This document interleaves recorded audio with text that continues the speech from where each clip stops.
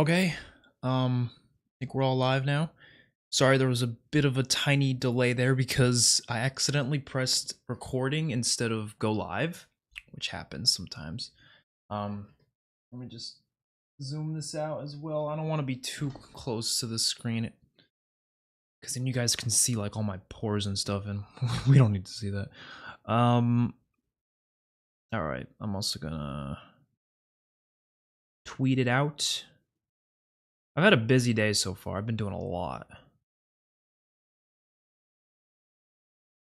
And I usually don't like doing too many video related things on days where I'm also streaming.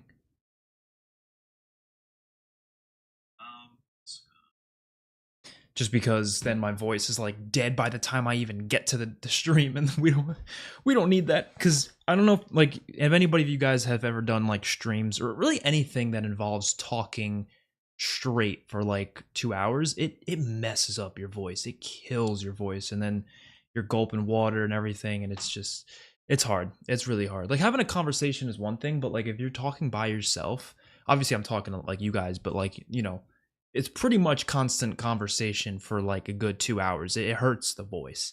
So if I know I'm going to stream a certain day, I try not to talk as much like the entire day as much as I can. I try just not to talk. But I had a lot of video stuff I had to do today, so it kind of forced me to talk a bit. Um, it is what it is. Oh, by the way, I don't know if you guys can see the shirt. It's such a stupid shirt, but I love it. It's like it just looks funny. So it's the Night's Watch, like they're like, what do you call it? They're the Oath or whatever, and there's just a picture of John, and it's just hilarious. Like it's just I don't know why it's so funny. Um, so yeah, this is the Game of Thrones spoiler live stream. I've been talking about doing this for a while. I actually had this idea of doing this after every season, but the reason I decided not to do that is because I just don't trust people. I'm sorry, I just don't trust people. And it's not about like intentional spoilers, because that's one thing, but what I was worried about was like unintentional spoilers. Because think about it, there's going to be people who are going to assume something happens in a later episode that I haven't watched yet, and then they're going to say something without realizing it, and then be like, oh shit, I thought that happens in season 4, but it actually happens in season 5, and then they just spoiled something for me. So I just wanted to avoid that. Obviously, I have mods that are wonderful, and they could have, taken care of it, but I just didn't want to take the chance whatsoever, and I don't think that's going to happen now that, we're done with the series. Of course, House of the Dragon, we're still on that. I only watched one episode so far. I will promise I get to that. I'll get to that faster, because I definitely want to be able to finish that before, I want to say like October. I'll probably be done with it by the time it's like the first week of October. That's just a prediction.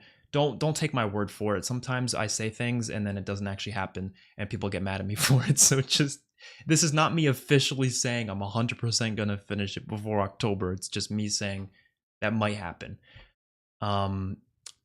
So this stream, I want to basically just talk about the whole series. Like, you guys can ask questions about the series. We're going to keep it Game of Thrones related. Spoilers are completely fine. You can spoil anything about Game of Thrones. It says spoiler in the title. So if someone comes here and gets spoiled, that's their own fault, not mine.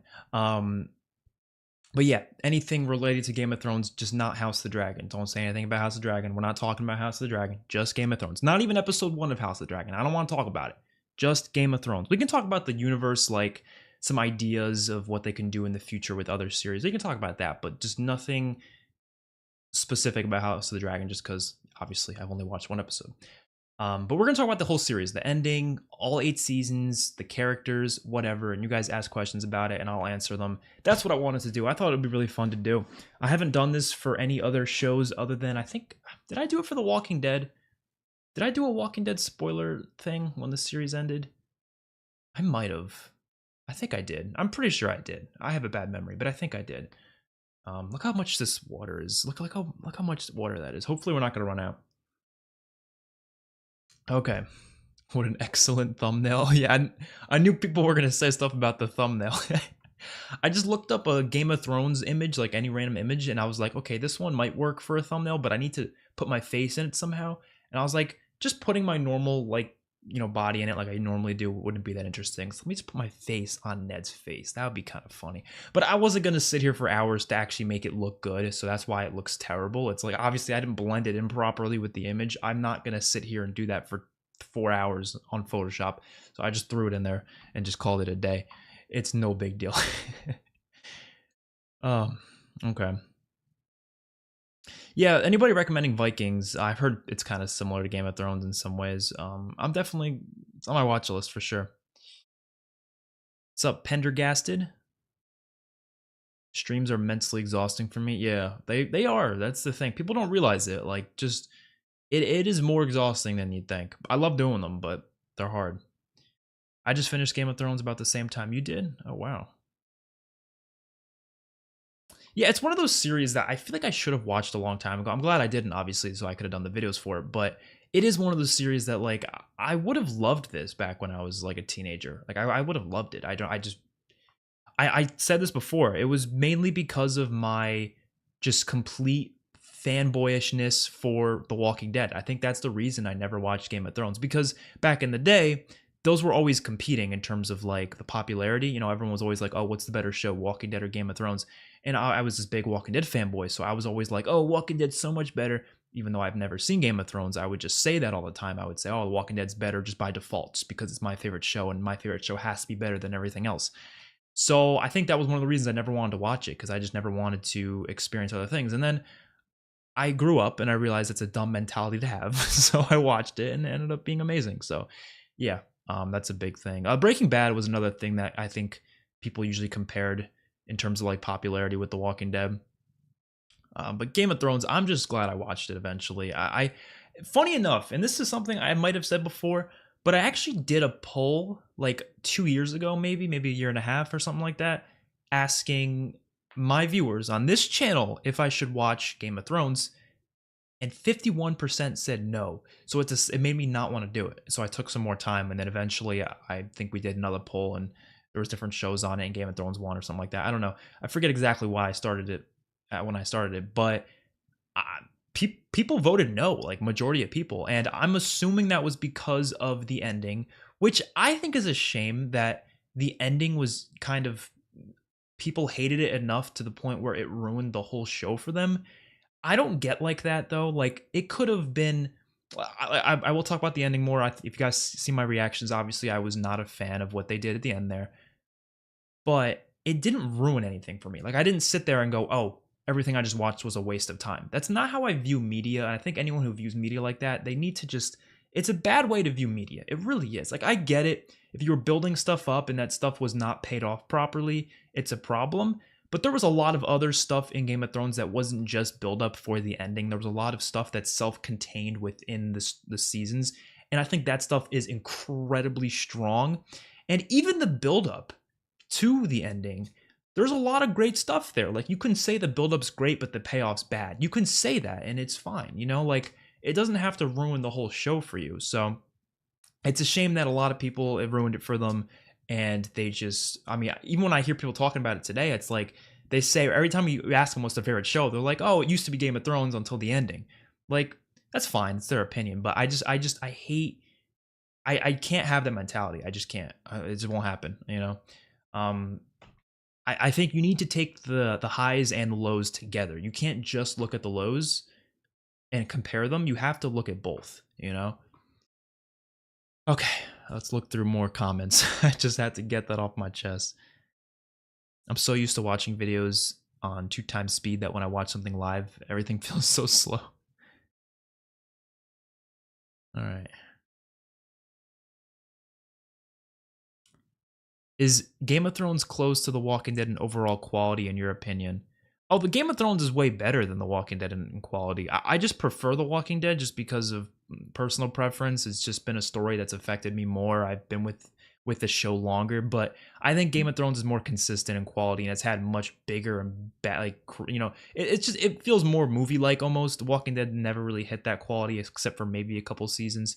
I love The Walking Dead. Don't get me wrong, but I just, yeah, I don't think it's as good of quality as Game of Thrones. If we're just talking purely quality, though, you know. How was your trip? I'll mention that real quick. Yeah, a lot of people were wondering where I went and stuff. I went to Mexico for, what was it, like 14 days? It was a long trip. It was the longest trip I've ever been on my entire life. We went to like a bunch of different places in central Mexico. I was visiting my girlfriend's family. It wasn't like a, Cancun trip or something. We went to some from her family's houses, and we went to the beach afterwards as well. Really fun trip though. I had a great time.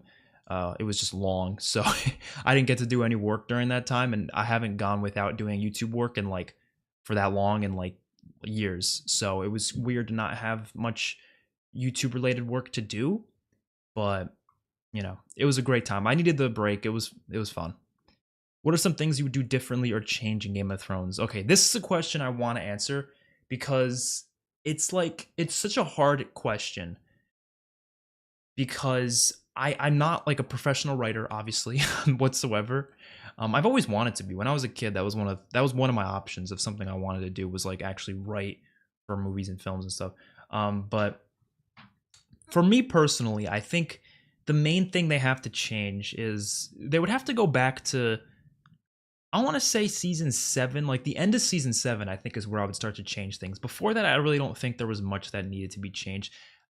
Obviously, some people disagree with that, but I think majority of it is fine, especially the first 4 seasons. I don't think I'd change a single thing other than, just certain little things here and there. I'm sure you could, fix minor things like nothing. I'm not going to talk about every minor thing I would change, obviously, but the first 4 seasons overall, there's no major flaws. Season 5, I did feel like maybe could have had a better. They're actually now. Someone asked me this on another stream, like, have I been watching Game of Thrones YouTubers since I finished the show? And I actually have. I made sure they're videos that are before House of the Dragon, so there's no accidental House of the Dragon spoilers, so don't worry about that.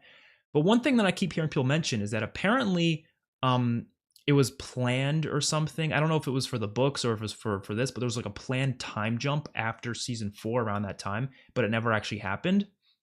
And I actually thought that'd be really interesting because there's a lot of stuff in season 5 that I think you could have had like a skipped time for and then jumped to the conflict with the White Walkers at the end of season 5 at Hardhome. And there's a lot of stuff there that we really didn't like. Not that I wanted to skip it, because if is anything character growth wise, I would have loved it, but I never felt like those slower moments in season 5 had much growth for a lot of the characters, except for some, mostly for the Jon stuff. But like, Tyrion and Jorah, sure, they had a lot of great moments, but I never really felt like, okay, we have to see all of that. And if they were going to show us all of that, there should have been more character growth moments in those scenes, because I think that's what the first 4 seasons did so well, is that there was a lot of slow episodes, but that wasn't a problem because there was so much character growth in those moments. And I've always said that, like, I don't think slow pacing or fast pacing are bad things, like each of those things in and of itself. The problem is if it's slow paced and then it's also not progressing the story or any of the characters. That's where I start to have a problem, which I didn't really feel like season 5 as a whole was that. I just felt like there were certain moments that maybe I would have changed around. Season 6 I thought was really great, but there was, some minor issues, again, nothing too serious. Season 7 I really thought was underrated. The very end of the season, though, the whole thing with the White Walker plan, I would have changed that completely. I would not have had that be a plan. I would have found another way to get them in the north of some sort. I would have added more seasons too. I probably would have done like 10 seasons instead of 8, to be honest. But let's say it had to be 8. Find another way to get her dragon in the north so they can get the ice dragon. I know they wanted to do that, but find another way that's more interesting, or just don't do it in the first place. I don't know. Have them get through the wall a different way, and then eventually have them take down the dragon some other time. And then there could be in season 8.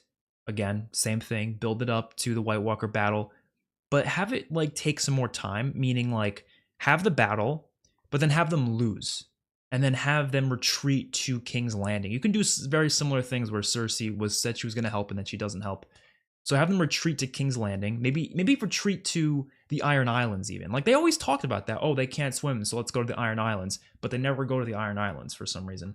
So they could have maybe done that where they go to the Iron Islands and then some of them go to King's Landing to talk to Cersei and be like, okay, they're through the wall and they're attacking us, so you better fucking help us because we're gonna die if you don't help us.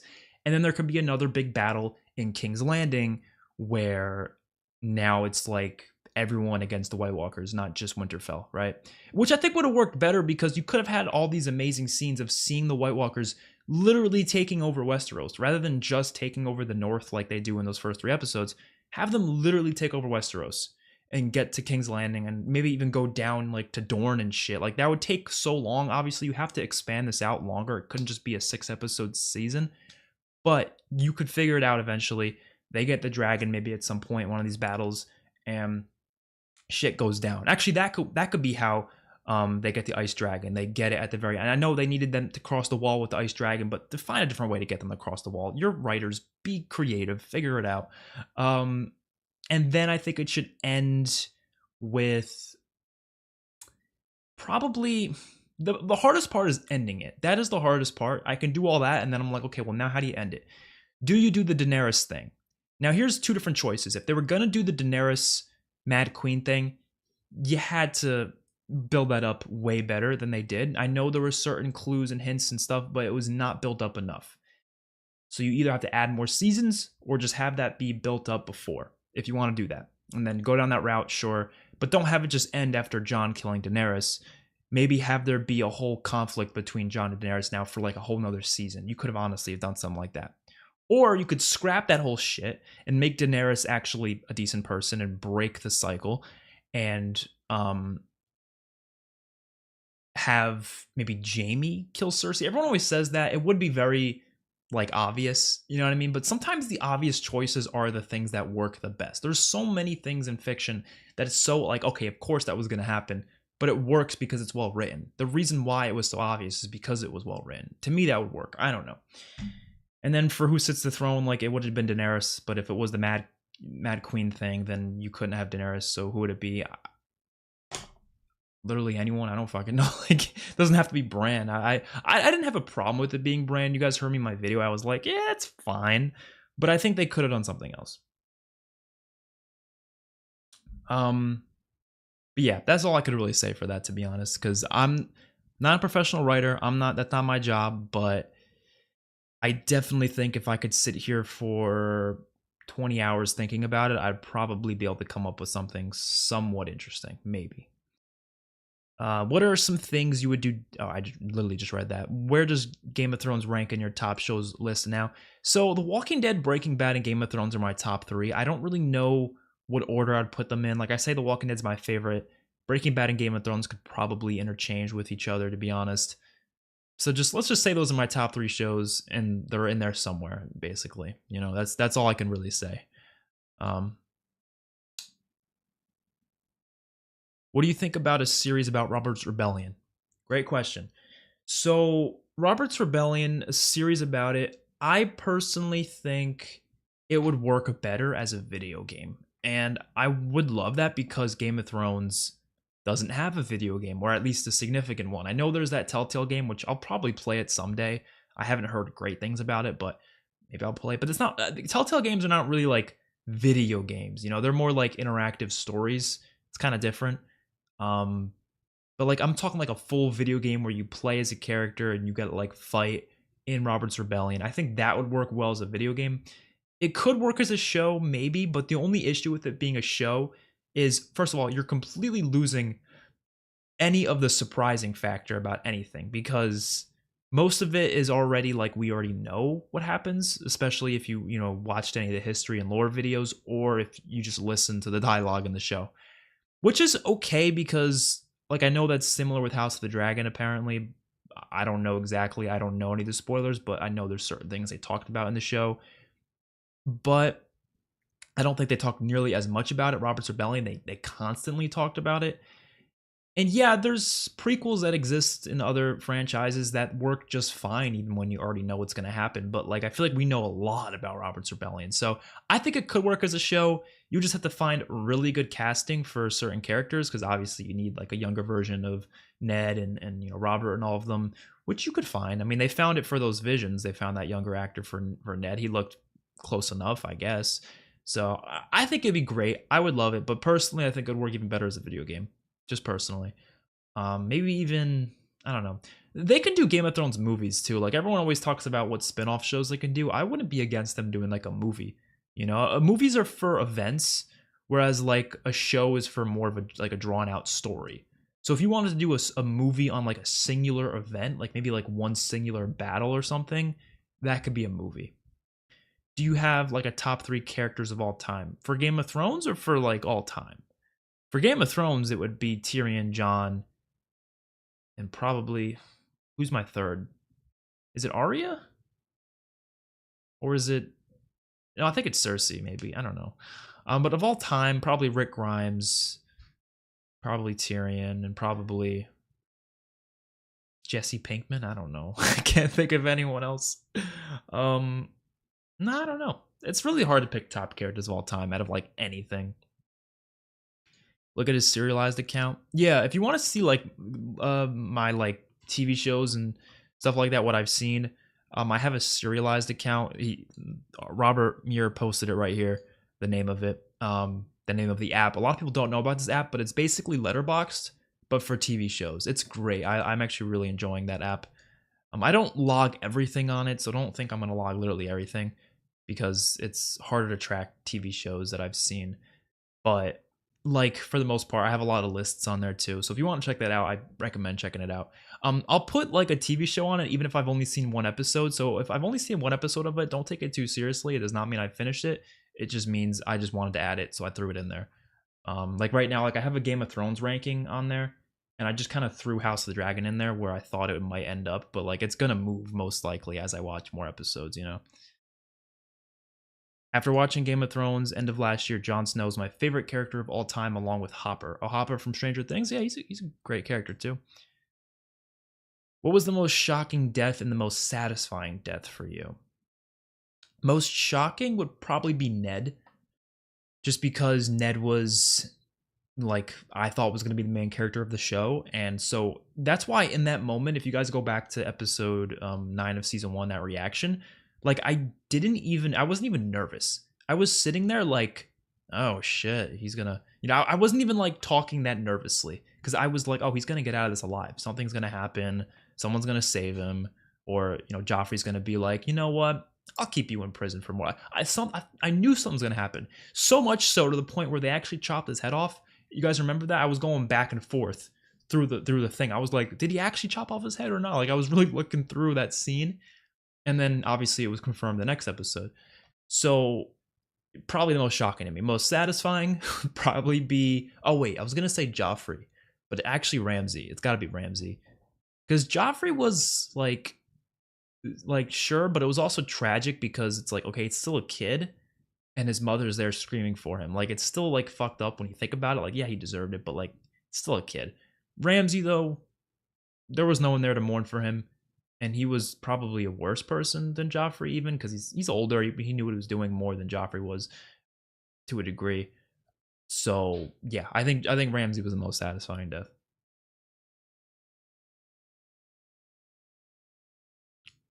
What do you think about Dany dying in the end, and would you change her ending? I would have just not had her be the Mad Queen at all, but I do think there's an interesting story to tell with that.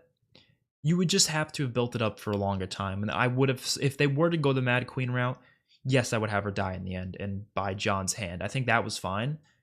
It's just, I'm going to talk more about that because that's something that I saw a lot of people mentioning that in the comments and like episode 5 and 6 reaction to the last 2 episodes of Game of Thrones. And a lot of people were saying like, oh, how can you not see it? It was built up for so long and such. But the problem is like these things that they're claiming was building it up are just like, here are some examples. They gave an example of when she executed the Sons of the Harpy guy in season 5, right? That was apparently a hint towards it. Like, have you watched this show? Like that happens all the time. Characters get executed all the time. I disagreed with what Dany did there. I personally did, but I didn't like. It's not that far off from what characters do in the show. Jon's executed people. Jon executed Ollie. It's a little kid. You know, they do this all the time. It's part of the universe. So that doesn't hint it towards her being a mass murderer towards, civilians in King's Landing. It doesn't hint towards it whatsoever. Yes, she's threatened to burn cities many times, but that was always towards like the slave masters in Essos, and it was always just threats. And it never sounded like she was talking about killing innocent people. Yes, she said burning cities, but it always felt like it was just extravagant just to be extravagant. She was always just trying to, use her words to try to scare people, use fear. That's what it felt like. It never felt like she would actually do that because you saw her care about people. You saw her try to rescue people.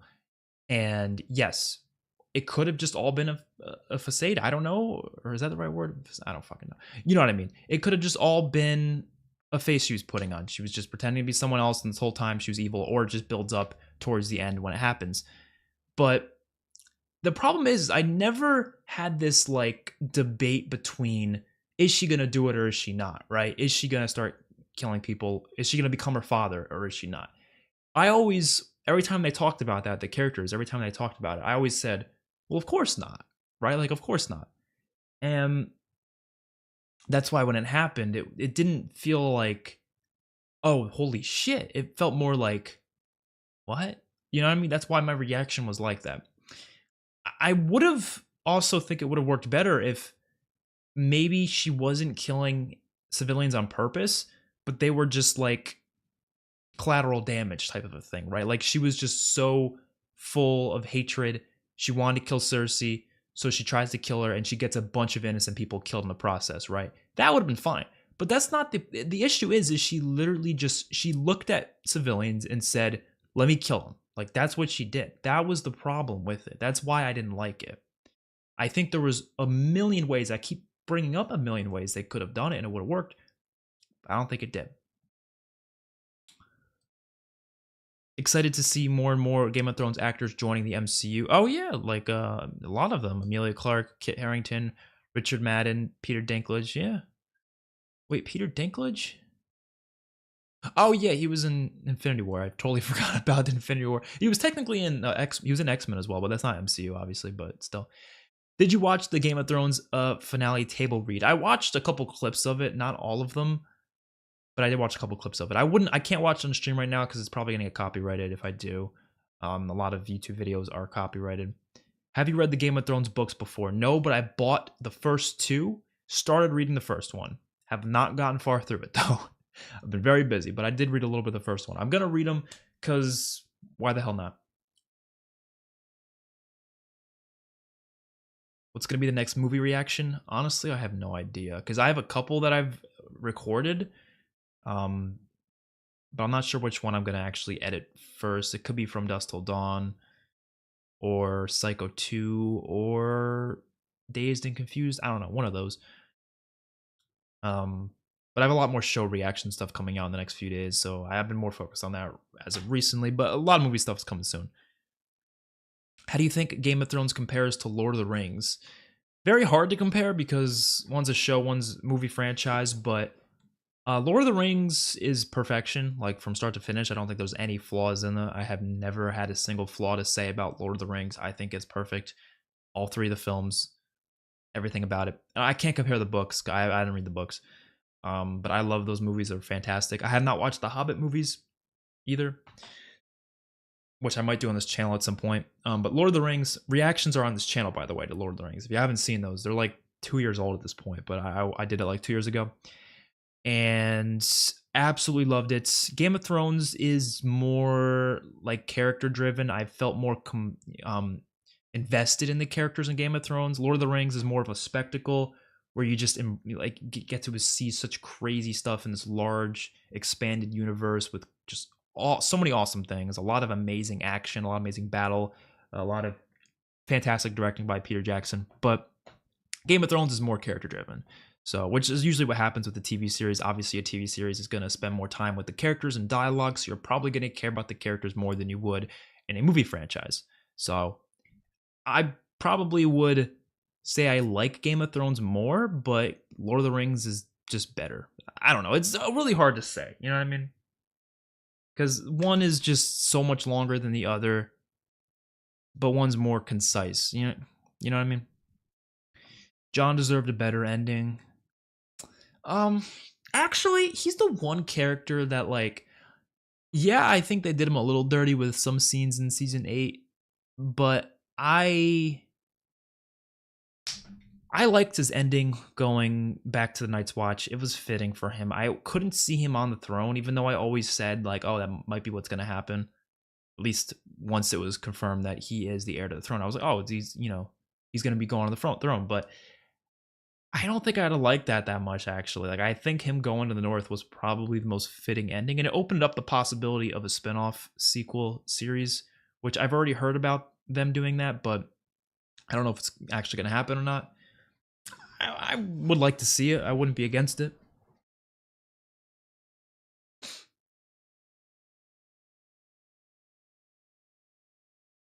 You should definitely watch Breaking Bad after House of Dragon. Already seen Breaking Bad, unfortunately, because I wish I could do reactions to it. That would be so much fun.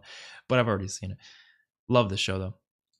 I had a few gripes with the ending, but it certainly did not ruin the show for me. Yeah, that's how I feel like it should be. Like I get it. If like there's definitely a difference though. I've seen people who say like the first 3 seasons are great or even the first 4, but then like everything after that sucks. I've had people say that after Tywin's death everything sucks. And if that's the way you see it, like of course you're not going to like the show as a whole that much. But for me personally, I didn't start having significant issues with the show until that moment when Daenerys started killing people in King's Landing. I really didn't. Yeah, I could say there's a couple of flaws I had with like the whole plan in season 7 with the White Walker and minor other things in other seasons, but like nothing, it was never anything major, you know what I mean? And you could just, it's hard to say because I feel like I have to rewatch a show to really fully grasp certain criticisms I can have on certain things. You know what I mean? I can't just watch it once and then be like, okay, I know every single thing I didn't like about it. A lot of times you notice things on rewatch more.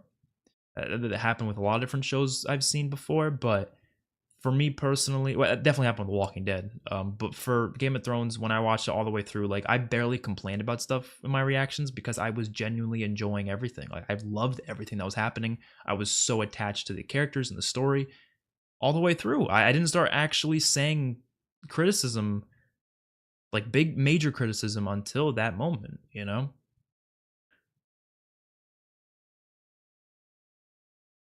Yeah, okay, everyone's pretty much, a lot of people are saying it's still a good show regardless of the ending. Is Game of Thrones your favorite show now? I still gotta say The Walking Dead's my favorite. It's hard to say a new show that I just watched, this past year is gonna be my favorite when I've been so attached to The Walking Dead since I was 10 years old. What do you think about what they did with Jon's heritage? Why is he Targaryen? What's the point? Yeah, okay, that actually makes sense. When I think it was Jessica who just said that she didn't like Jon's ending. So that part of his ending I didn't like as well. The fact that they kind of forget about the fact that he was a Targaryen because they don't really do anything with it in season 8 when you think about it. Like all it really does is cause Daenerys to kind of be kind of like feel kind of weird towards him, but nothing really happens of it. So that is a good point. No one even brings it up again. So they probably should have done something with it. Who had the worst ending to you in all of the show? I would say Daenerys. She dropped the most in terms of my character like list, so I'd probably say Daenerys. But her dying, I thought was fine. That wasn't the problem. It was just what they did with her character, before that. Rank every Game of Thrones episode like you did for Walking Dead. If I do that, I would like to do that. If I do that, probably won't be for a long time because I want to rewatch the show first, and that's gonna take me some time. So don't expect that video anytime soon if I decide to do it. And if I do that video, I'll probably wait till like, I don't know, Game of Thrones is more relevant right now. You know what I mean? Because it's not really relevant right now. I mean, for a lot of people, it's relevant always, obviously. If it's your favorite show, it's obviously going to be relevant always. But I'd prefer to do a video like that when like it's more being talked about online. And I'm assuming that's going to happen when House of the Dragon comes out the next season, right? So whenever that happens, that'll be a better time to do it probably. I still have a couple of videos planned just for the next couple weeks when it comes to like a Game of Thrones ranking type thing. I'm probably going to rank every season at least. Might do like another character tier list thing, maybe like a battles ranking type thing, something like that. I'm going to do a couple things and we'll call it a day. And then we'll do more Game of Thrones related stuff when House of the Dragon Season 2 comes out. Because if you're a YouTuber, you know how it works. It's best to talk about things when everyone's talking about it. You don't, a lot of people think it's like better to do it when less people are talking because you stand out more, but that's not really how the algorithm works. The algorithm works by putting stuff up at the top if it's related to other things that a lot of people are interested in currently. So it's best for me to wait till Game of Thrones is actually being talked about in the media more, you know? And I don't really feel like it is right now. Which is actually why I wish I started Game of Thrones before House of the Dragon came out, like right as it was coming out, maybe something like that. I think I started it like a couple months after it finished, something like that. What was your favorite battle? So here's the thing: my favorite battle was probably Battle of the Bastards. But like every time I watch like a video of someone like ranking stuff now, like I'm watching recently, people keep pointing out flaws in that battle, and I can't help but be like, they kind of makes they like they're making a point, you know what I mean? And it kind of I hate it because like I don't want to not love that battle, you know what I mean? But the only like actual I think point I saw about it that I thought was a little bit iffy was no, I mean, here's the thing.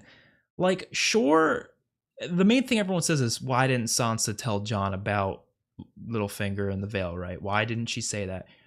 I felt like maybe it was just a case of like she wasn't there in time for it. Maybe she was still back at the camp waiting for, Littlefinger to come, and maybe that's why she had to run up with Littlefinger on horseback to the battle to get there in last minute. That's how I felt. Maybe that's why it happened. But she could have at least said like, "Hey, I sent you I sent him a letter." Maybe I know she said like you would have said no or something, but she could have just told him after she did it and then been like, "They might come to help," something like that. Like I don't know. I don't think it was a big problem though. That doesn't ruin the battle for me. That's just one little minor thing that was a little weird, but it doesn't ruin the battle. I think the Battle of the Bastards is still my favorite battle in the show. The Watchers on the Wall battle was also fantastic. Blackwater was fantastic. Hardhome was fantastic. I know everyone hates it, but I think the Long Night was pretty great too. It was not my favorite, definitely not my favorite. There was a lot of issues with it, but it was up there. What other battles were there that were really fantastic? I mean, you can even go to like minor battles. You can find like the Spoils of War battle was pretty great too. The season 7 episode 2 like ship battle I thought was pretty fun. Yeah, there's probably more I can think of, but those for the most part, I think my favorite is probably the Battle of the Bastards though. Probably the Battle of the Bastards, Watchers on the Wall, and Blackwater, my top 3. Actually, no, Hardhome should be in the top 3. Maybe it'd be Hardhome. I don't know.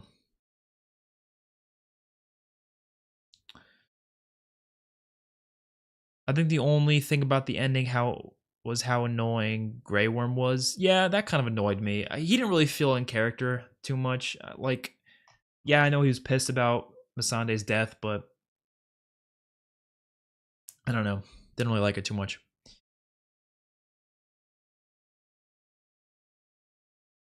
The ending of Game of Thrones is just fanfic. I don't take it seriously. Are you guys arguing if Vikings or Game of Thrones is better? I wouldn't know. I haven't seen Vikings, so I can't really get into that conversation.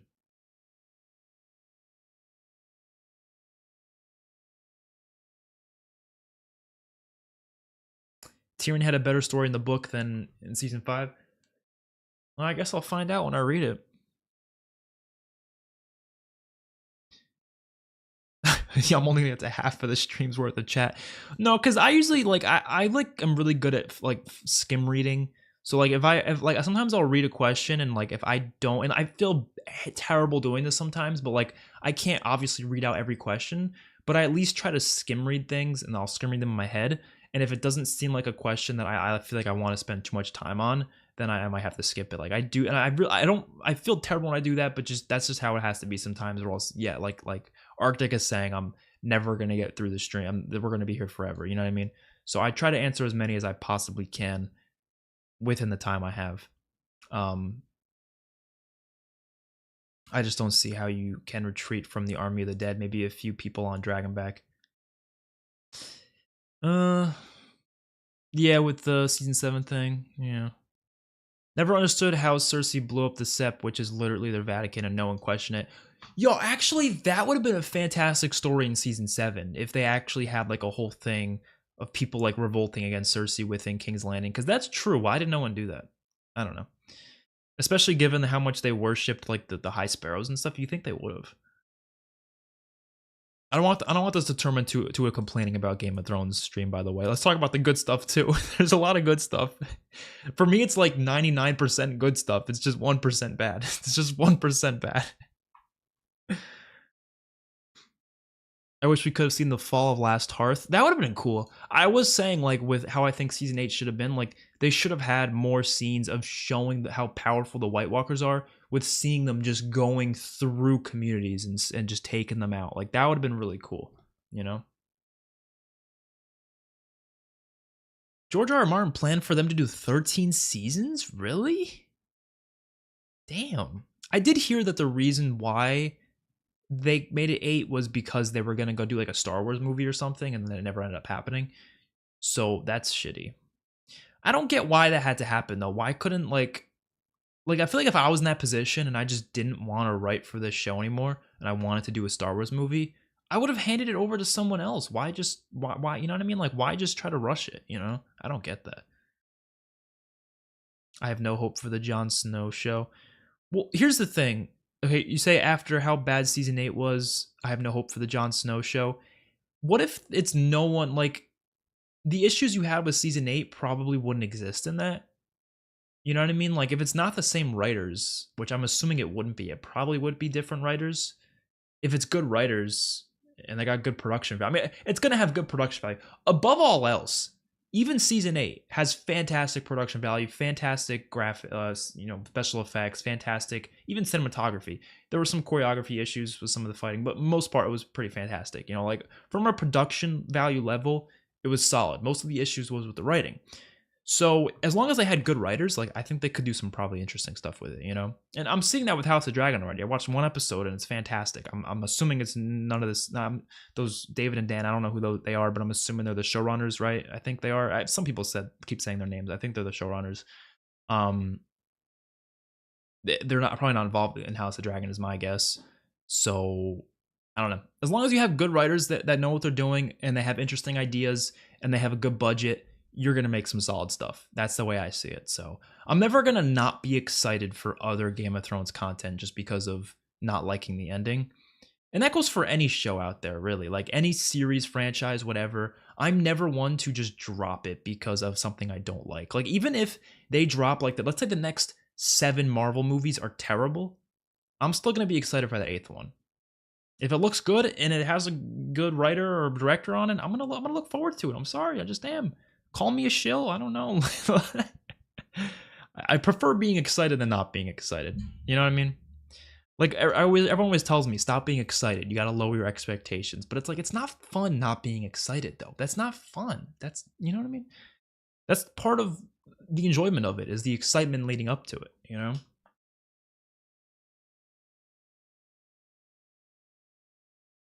Actually, so you say right here, a lot of the characters in the show had diverted so far away from their book counterparts, yet ended up with their book endings.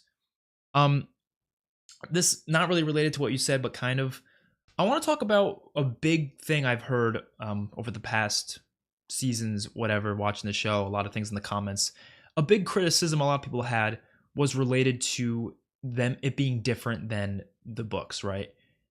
In my personal opinion, now this is coming from someone who has not read the books. So the only franchise I could compare this to is The Walking Dead, because that's the only franchise where I've explicitly read the source material before watching the show. There's, sure, maybe I read some comics here and there of other, like, you know, comic book things, like superheroes, and then watched the movie after, but that not many times, right? Mainly The Walking Dead is the only time I explicitly watched or read the source material and then watched the show. I never thought it was a valid criticism to say it's bad because it's different. It's only bad if it's bad. That's the way I see it. Now, I get if they do like the whole first season is very similar to the books or something like that. I'm not sure exactly how similar it is, but what I've read so far, it's very similar. But, you know, if they do it that very similar and then out of nowhere they start diverting, like that I could see being maybe a criticism, but like as long as it's good and they have a reason for diverting, I'm okay with it, you know? I just don't like it when it's like not well written, you know what I mean? Because the Walking Dead comics is very different than the show. The show is very, very different. They do so many different things. And there's some times where I get mad at it being different, but not because it's different. I get mad because the thing in the comics was so cool and they decided not to do it in the show. That's when I get mad. But if it's just because it's different just for the sake of it, and it's like, or like, let's say, the only example I can think of, no, I can't really think of examples because I haven't read the book. The only example I can think of that I have heard of is Barristan. Actually, I don't want to say it because no, I mean, I'm not. Who does it really matter if I spoil the books here? I don't know. Maybe it does because this is only one spoiler at the books I know. Maybe I shouldn't do it because there might be someone here who wants to read the books and haven't, and I don't know. It's not really a spoiler. It's just it's a character who didn't. I'll just say it's a character who doesn't die in the books but died in the show. That's what it is. And I would only see it as a bad thing if that character's stuff afterwards was really integral to the story and the show saw big problems because of that character's removal from the show. That's where I would see it as an issue. But that's about it. Because there's a lot of times in The Walking Dead especially where they kill off someone that's not killed off in the comics, and everyone says it's a problem because they're not killed in the comic. But that's not the problem. The problem is if it takes away from a very important story arc that cannot be fulfilled because that character's not there. But if they're able to replace it or just not do that storyline, then I don't think it's a problem because they're doing something different. It's supposed to be an adaptation, you know? But at the same time, a lot of people don't want it to be an adaptation. A lot of people want it to be the exact same thing. And that's fine. You're allowed to have that opinion. I just personally don't use that as criticism for anything. Because it doesn't matter to a lot of people too, because if they haven't read the books, then why would it matter, you know? I wanted Arya to kill Cersei. That's what I thought was going to happen. But then I was like, you know what? Arya's killed a lot of people. You know, she killed the Night King. She killed Walder Frey. She's going to kill everyone. I hope the Jon Snow sequel never gets made. Damn, that is another level of hatred. Bran has no business being Crim. Who's Crim? Do you mean King? I don't know.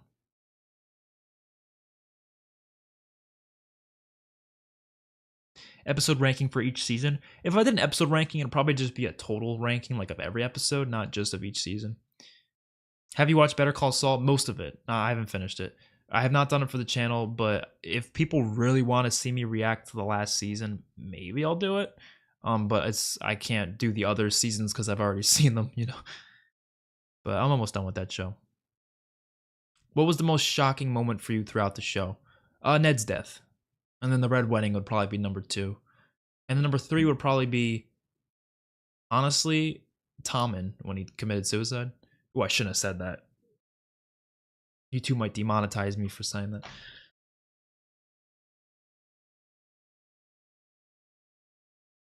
They could just make all the 7 kingdoms independent. That's what I thought was going to happen. They don't really need someone on the Iron Throne. Also, Jon should have killed the Night King. Yeah, at the very least, I wouldn't need him to kill the Night King, but I need him to fight the Night King. That should have at least happened. I think maybe if Arya killed the Night King, maybe, but like, he should have at least fought the Night King, at the very least. I wouldn't be against Daenerys killing the Night King either. I know that might sound weird, but I feel like that would make sense because it would, as long as it's something that was Jon's like doing, because Jon brought Daenerys there, so Daenerys killing the Night King would still be like, okay, it was still Jon who kind of like caused it. Arya, yeah, I guess that doesn't really make sense because it's just a random character who just happens to be there, you know. Yeah, you're right, Arya probably shouldn't have done it. But someone around Jon at least, like Jon or Daenerys maybe.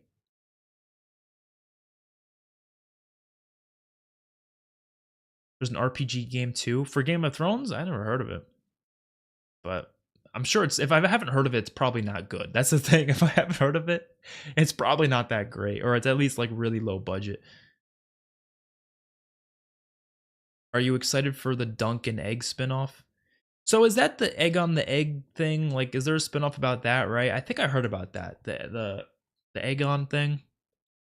So Aegon, that's is that the one that's Maester Aemon's brother? Is that the one that it's about or something? Or is it about someone else? Because there's a lot of Aegons. I don't know.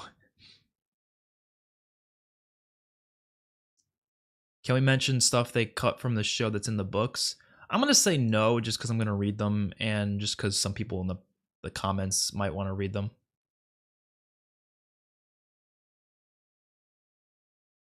I wish I could see what time these comments were at. I think can I? I don't know. Just so I know how like much I have to go down.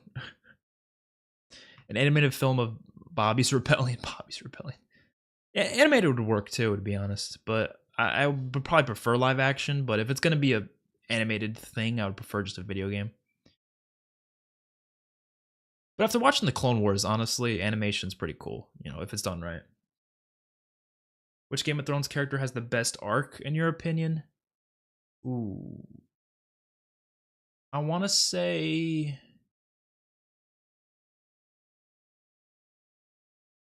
the best arc.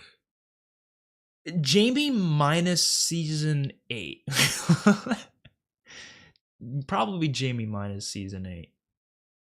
And minus that thing he did to Cersei in season 4. But see, the problem is I had to minus a lot there, so maybe not Jamie. An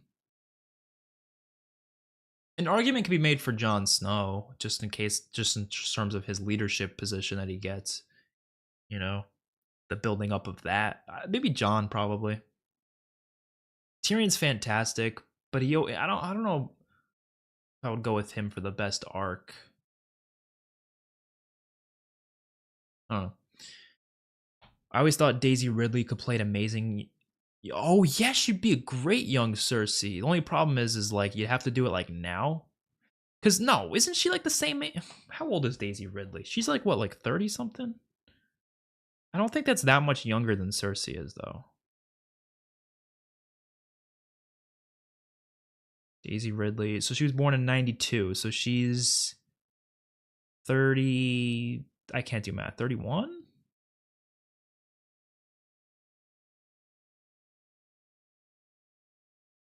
And then what is the actress's name? Oh, Lena. By the way, the Cersei actress, I found out like a couple months ago that she was in The Purge. I've seen The Purge before, and I had no idea that was her. I was like, wait, she was the girl in The Purge? Like I freaked out. Oh damn. She's like 50 something? Well, okay, Game of Thrones came out 10 years ago. Well, it started 10 years ago. But even then, I mean, she does not look that old. Not that that's that old. I'm just saying she does not look that age. What is that? Like, what's 1973? How old would that be? That should be so easy, but I'm really bad at math. That's 50, right? She does not look 50, though. She looks maybe like 40 something. So yeah, maybe you're right. Daisy Ridley could play younger Cersei then. Because I guess that is a good age for it. But honestly, I thought Cersei was younger. I thought the actress was like 40 or something. I thought she would have been in season 1. She looks like she's around 30, but I guess not. Guess she's older.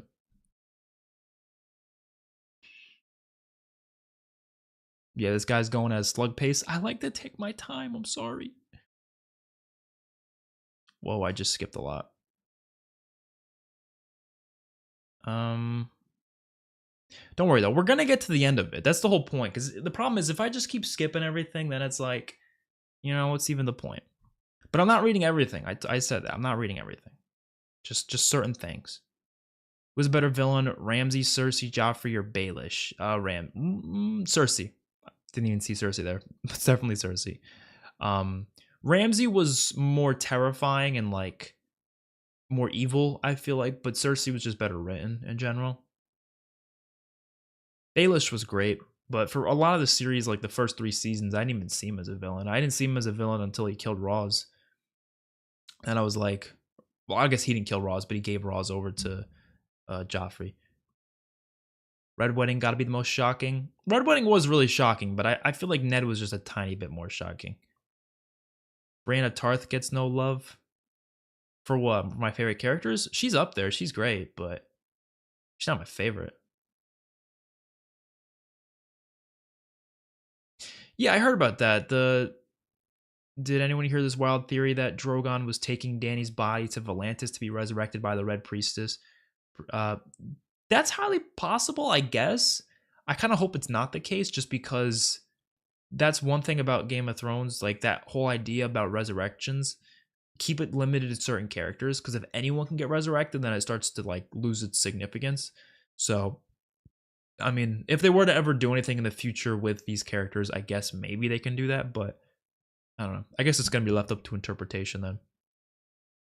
They could at least try, maybe. Maybe it doesn't work. I don't know.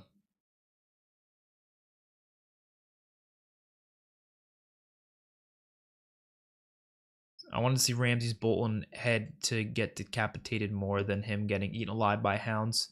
I think getting eaten alive is probably more painful, though, you know?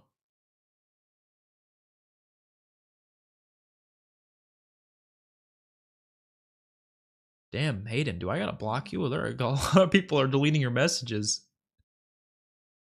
I might just, I'm gonna assume there's enough of a reason to hide you from this channel if literally everyone's deleting your messages.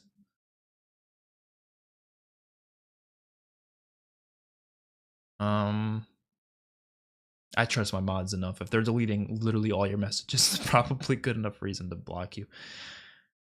Are you familiar with the book to show differences? I just mentioned that before, just a little bit.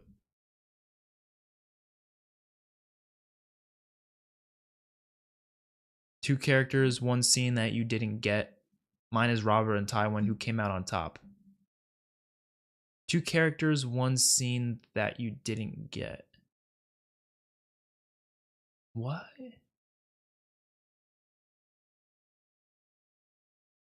I'm not sure what you're trying to ask there. So I apologize. I cannot answer because I don't know what you're asking.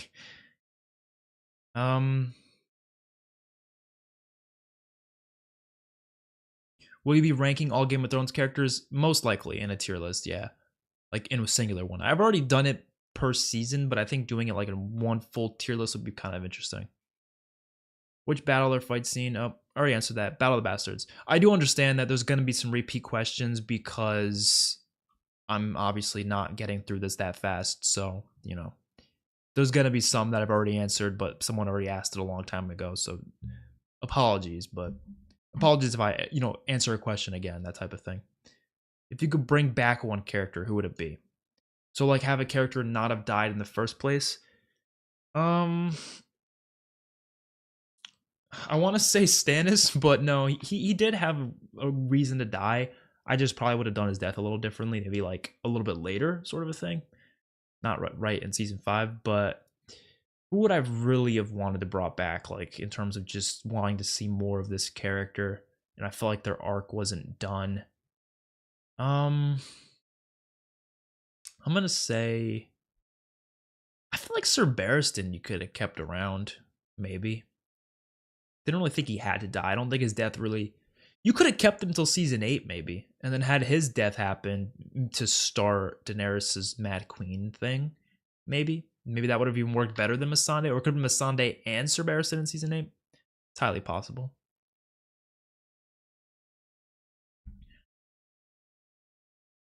If you had to marry someone in Game of Thrones, who would it be? No, I'm kidding. I don't know. None of them. They're all kind of like everyone's scheming. You know what I mean? Too many schemers in that game, in that universe. Too many. I feel like I wouldn't be able to sleep at night. Someone would scheme me or something. I love the fact that Jon gets to live in peace with the free folk he never wanted power. Yeah, that's why I liked his ending. I thought it was fitting, personally. Tormund was badass at first, and the writers made him more like a buffoon. Yeah, he started getting a little too jokey. Like everything he said was kind of a joke in later seasons. But yeah, I could see that. Jon would have not have been in power or not been happy being in power. Yeah, exactly. Did you like Arya killing the Night King? I mentioned that before, but no, not really. I wasn't against it though. It's one of those things where like I didn't complain about it. Like when I first saw it, I wasn't like, why did she kill the Night King? I was more like, awesome. Like I was really happy. I was like, that's awesome. But the more I thought about it though, like, yeah, okay, they probably should have had someone else do it, like Jon or Daenerys or something. But it wasn't a problem in the moment for me.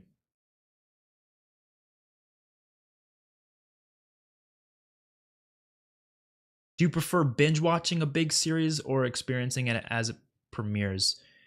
Well, I'm glad I was able to do it for the reactions, but like I do think I prefer watching it as it premieres because first of all, you don't have to worry about spoilers and you get to talk about it as a community week to week. The only advantage to binge watching is obviously just getting to watch it faster. But honestly, I don't love binge watching because like I don't know, it's first of all it takes up a lot of time. That's one thing. Like it's really time consuming. And also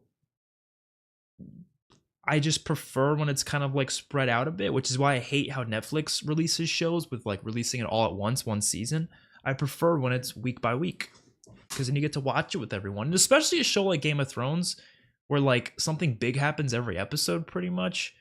That's a week to week show for me, for sure. Now, a show like I was just binge watching the Clone Wars, for example. There's a lot of episodes in the Clone Wars where nothing happens. Like literally it's nothing important. So a show like that, I prefer binge watching because there is moments where nothing happens. I would prefer to binge watch that.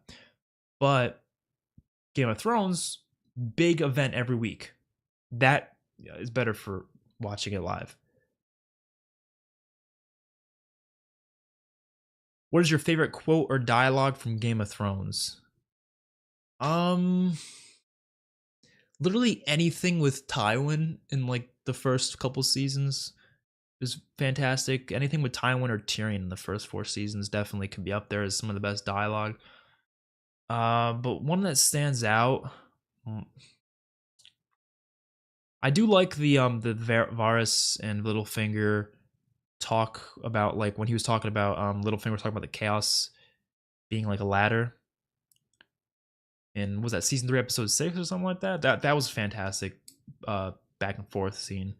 I can't think of one line of dialogue that I would put at the top of my favorite ever, but just some of those would be up there.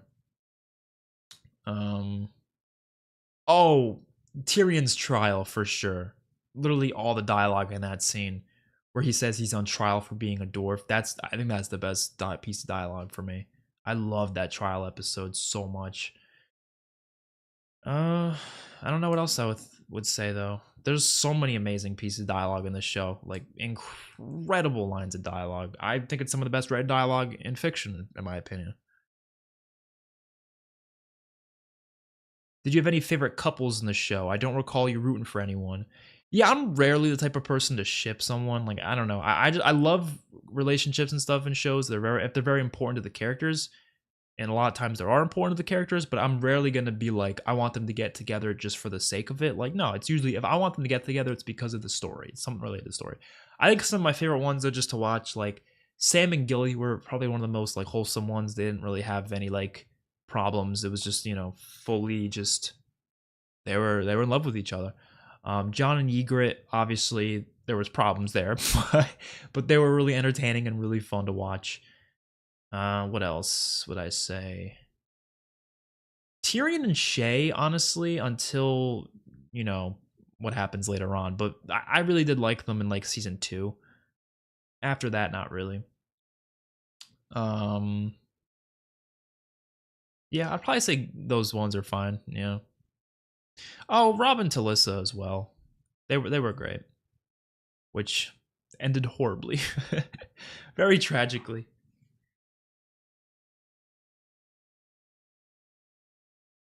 Imagine building a villain for 7 seasons just to kill him like that. If you're talking about the Night King, I honestly don't think they ever really built him though. When did they build the Night King?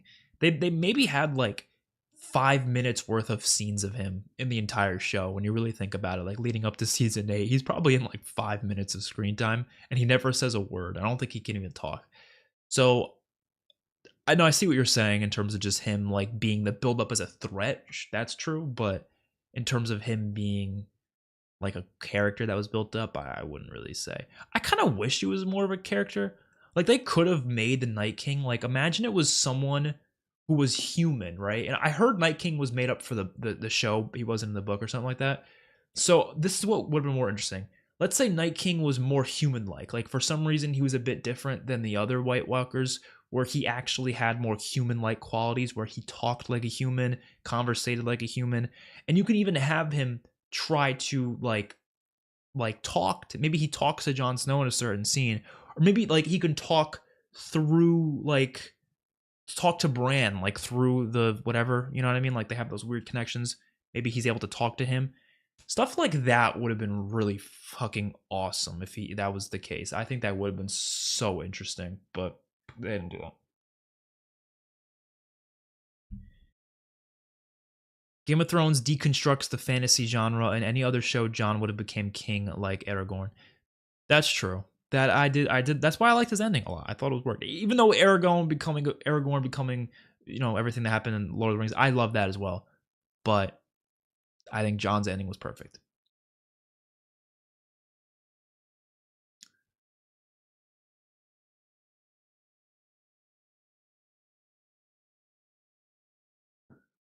Theon has one of the best redemption arcs. Oh yeah, Theon has a great arc too. I didn't even think of Theon. Theon's a fantastic character. I even thought his character was great in season 2. Like even when he was becoming a really like a villain to me in season 2, I was like, okay, this man is interesting. He's like such a sloppy villain though. Like he's one of those villains that's like he's not, which I love the parallel between that and Robb killing the Karstark guy, because Robb did it one clean slice, right? But when Theon went to kill Sir Roderick, he had to go at it a couple times. He did not do it in a clean way. I liked that parallel there. And then, of course, he goes through seasons worth of torturing and leads to him having his redemption. So, yeah, Theon was a great character. I honestly thought Theon was gonna die in like season 3. I thought the moment Robb saw him in season 3, if he ever was gonna see him, he never did, obviously, but I thought he was gonna find him and just kill him. I thought it was gonna be it for Theon. I did not think Theon was gonna continue for this long.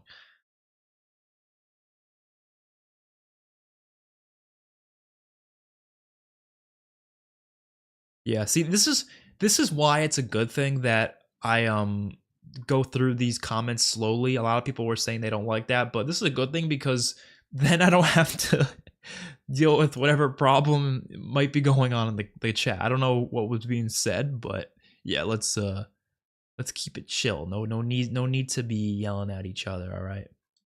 And the person that I did block, by the way, if there's a reason you want to be unblocked, like hit me up on Twitter, my DMs. That's happened before, by the way. I didn't know. I might have been an accident, or maybe there was a reason for it. I don't know, but there was someone who I did have blocked who couldn't comment anymore on YouTube, and they reached out to me on Twitter, let me know. They were like, I'm not sure why I'm blocked. Can you like unblock me?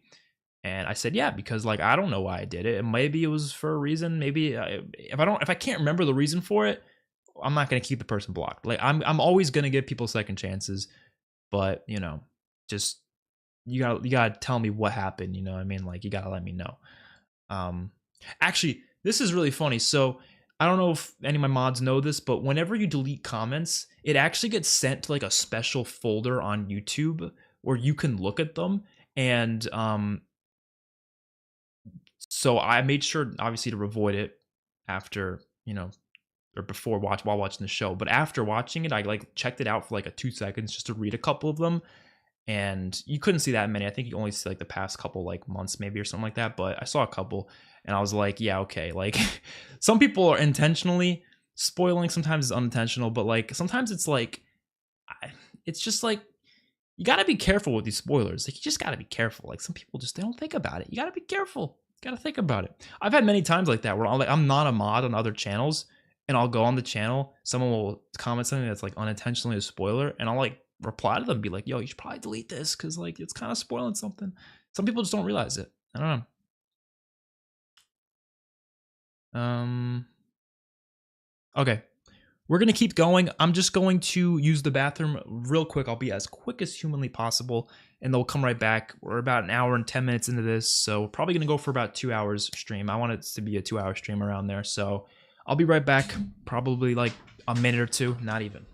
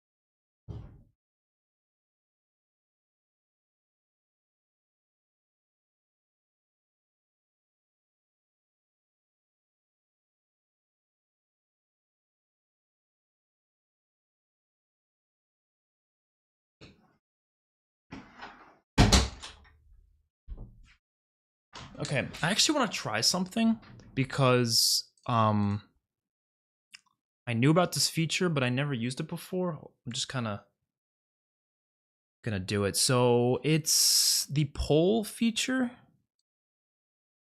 Never, I don't think I've ever used it before. Maybe I have, but I just forget. So we're gonna do it. How do we do this? I'll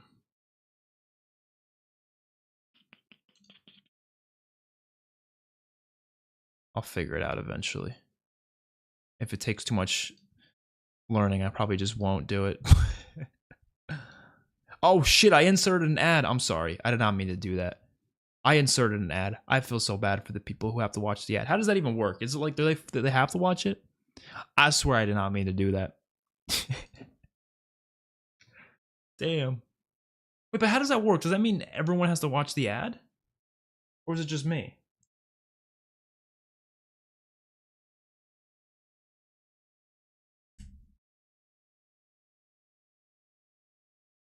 Alright, I don't know. But I apologize to those of you who were just forced to watch an ad. Actually, I'm gonna scroll down real quick and see if you guys had to watch an ad. You skipped the ad. Okay, cool. Alright, I'll go back up. As long as you guys can skip it, that's cool. I swear I pressed that button on accident. Alright, I'll probably figure out the polls another day. It's no biggie. Where were we? Around here. Okay, cool. I love The Long Night. See, I'm glad people like that episode. I loved it. I really did. I had certain problems with it, sure. I think the issue is just people, they view things as like, okay, what do they hate about it? But like, there was stuff to love too. There was stuff to love. Battle of Whispering Woods, we didn't get to see when Jamie got captured. I would have liked to seen that, but I understood why they skipped that. The battle at Marine in Season 6, Episode 9 was incredible visually. Those dragon shots are some of the best digital effects you will ever see in television. Agreed. I love that scene as well. The whole episode, that's my favorite episode in the show, and the Battle of Marine is another big part of it. George most likely intended for Bran to be king too. To be fair, the book does start with Bran. He's the first character, other than, you know, in the like opening scene with the, you know, Night's Watch guys in the woods. But Bran is the first one they open with, to be fair. So maybe that's true. But yeah, I think you could have executed it. Like, a lot of times in like fiction, if there's a problem with something, a lot of times it's not the idea. A lot of times it's the execution. Like, I think any idea could be amazing if it's executed right. Really, I really do think that they could have had, I don't know, Tyrion grow wings and fly. That sounds like a terrible idea, but they could have executed it well. That's actually, I don't know. I don't know how you could make that executed well, actually. You know what's hilarious? When they kept saying Bran was gonna like grow wings and fly or whatever, they kept like mentioning something related to that, and obviously they meant like the warg thing with the ravens and stuff. But when they first said that, my thought was, okay, either Bran's gonna grow wings in the future seasons, or he's just gonna get a dragon. Like, I thought it was gonna be one or the other. I thought this man was gonna go and start flying. I'm disappointed you didn't find Sansa and Tyrion annoying in season 8. I didn't find them annoying. Maybe they weren't at their best, but I don't know. I don't get annoyed easily. Maybe that's why. I would have liked to see Theon and Jon fight. They could have done a story like that in like season 2, you know? I mean, Jon would have kicked his ass though.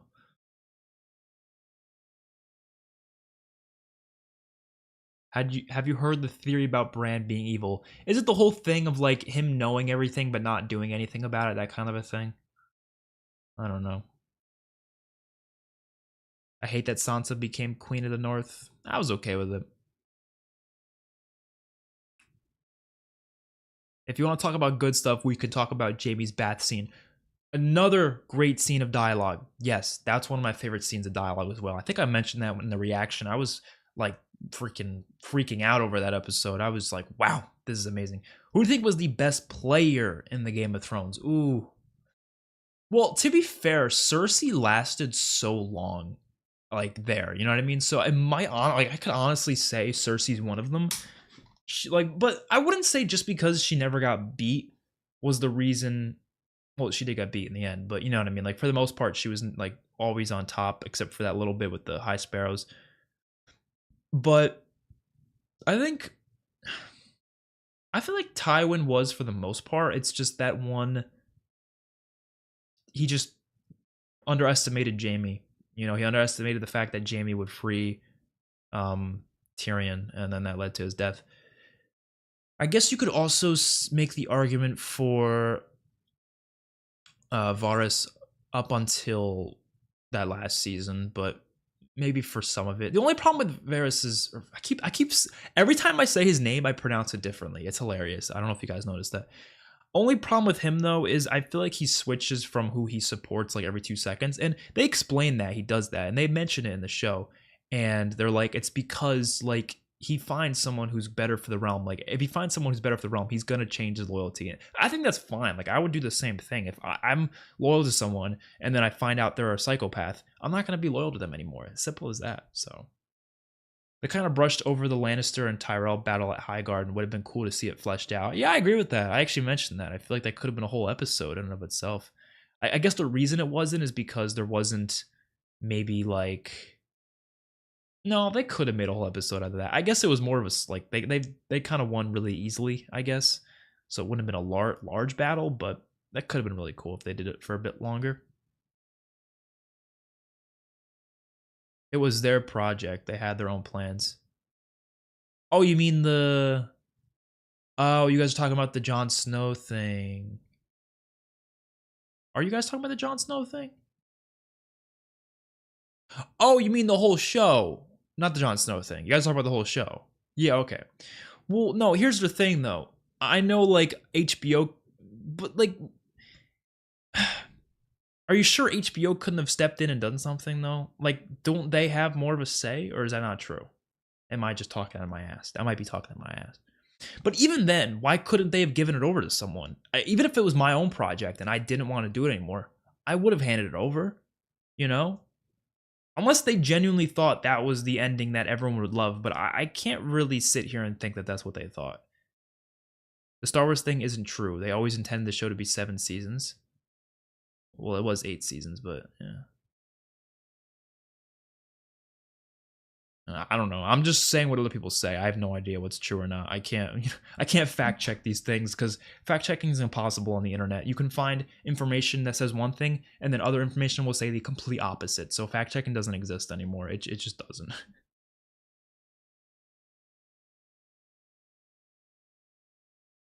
Marjorie's character was underrated. Yeah, she was great. I really enjoyed her. I thought she was a pretty good player in the Game of Thrones as well, if you think about it. I don't know. A lot of people are saying the Star Wars thing. I don't know if it was true or not. Yeah, the quality acting, that was all amazing in season 7 and 8. There was nothing wrong. It was just the writing, really. For me, at least. Yeah, I mean, I don't get that, though. Like, if you don't want to do it anymore, and you don't feel like... But that's the problem. I guess they did feel like it was a perfect ending. But I don't know. If I felt like I was rushing something, I would either just take a break, like, tell people to piss off, like, you're going to have to wait, or just actually give it to someone else. I don't know. I actually loved Game of Thrones season 8. It was one of my favorite seasons. That's totally fine. I feel that way about season 7. It's actually a season I really enjoyed. I only didn't like the last like 2 episodes, maybe. Well, I liked the last 2 episodes. I just didn't like what they did with them, like what the whole story was. But like the first 5 episodes of season 7, I really loved. So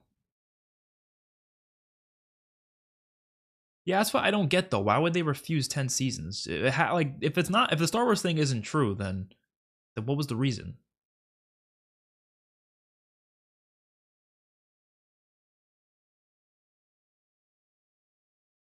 I will drop on a series if it doesn't have the right conclusion. Oh, you were the I think you were the one who said that you weren't interested in the Jon Snow because of the ending. Yeah, but like I said, if it's different people involved, it's like, you know.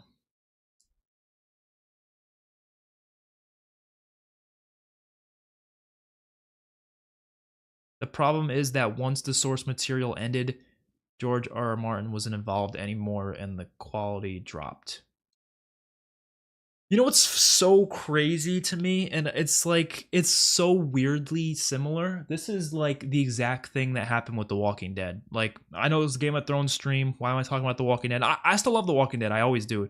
But it's the same thing that happened, which is so weird. So, like, the creator of the comics, Robert Kirkman, right, was pretty involved with the first few seasons of The Walking Dead. But like there was a certain point where he just stopped being involved, and it was because of some conflicts with AMC. And I think it was like around season 3 maybe, he just stopped being involved. And I don't think he's been involved since. He was like sometimes slightly involved, but after some lawsuits and stuff, he's like not involved at all. He has no relation to the Walking Dead show. He does not touch it, like none of that.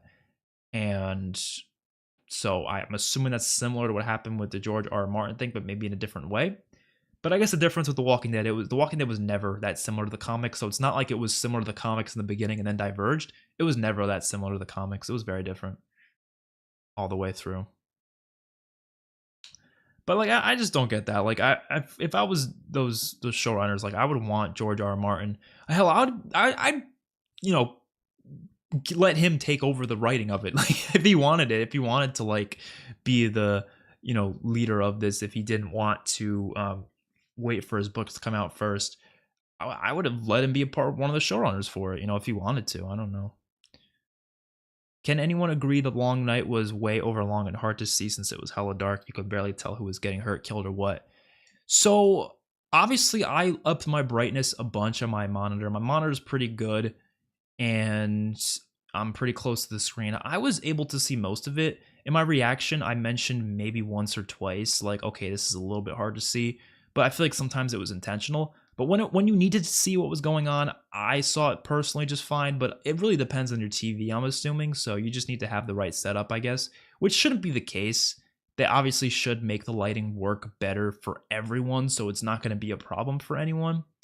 But for the saying it was too long over long, I personally don't agree with that. I think it was fine being as long as it was. You know,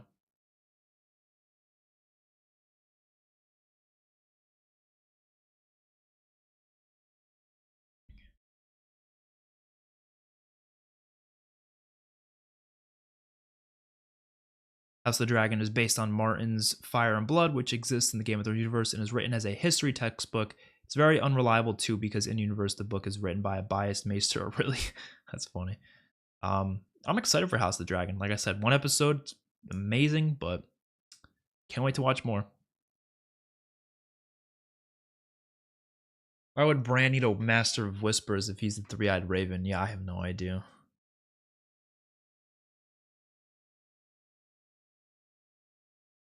What do you think about Marjorie? She had a lot of potential to be an iconic character. I thought she was an iconic character. I thought she was great.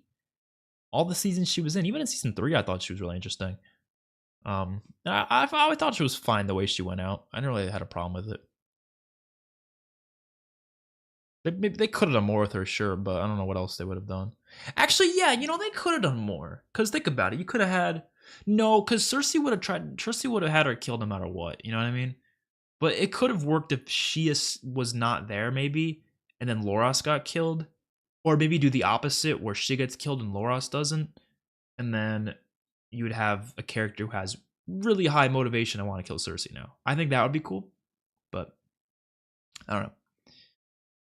The Red Wedding was more shocking to me than Ned's death. They're both very shocking. I just think the reason why Ned's death was more shocking is because it was the first time we saw a character die who I thought was definitely not going to die. I still felt the same way with Rob. I was like, there's no way this character's going to die. But when it happened, I was like, okay, this is Game of Thrones, so I could see this happening. But for Ned, I didn't fully understand Game of Thrones yet, which is, I think, why Ned's death was more shocking for me.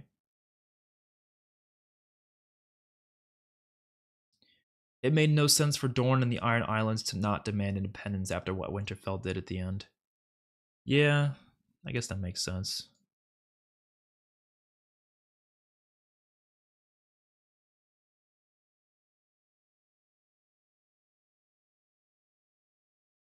He did fight the Night King on Dragonback, which is infinitely cooler. Sure, but that's mainly the dragons doing the fighting, if we're being honest.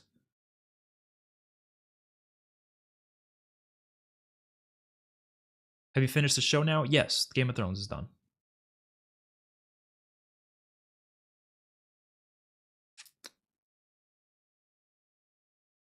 We should start commenting with timestamps.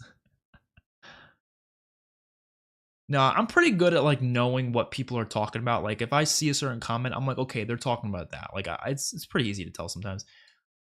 Unless it's a whole new comment, then it's obviously no problem whatsoever. I didn't like how Yara didn't speak up and plead for independence. Okay, so same thing as what someone else said before about the Iron Islands. Yeah, that I could see that. That would make sense to have that happen. There should have been a lot more conflict, and it's the game. It's Game of Thrones. Like there definitely is a lot more conflict. So if they ever wanted to, I doubt they ever will. I'd be so shocked if they do. They could do a sequel continuation to the series of what's going on in Westeros like years later. I don't think they're gonna do it. Would that be the most interesting thing they can do in terms of spinoffs? No, probably not. I think they could keep doing prequels more than anything, and just keep going back and tell all the stories before then.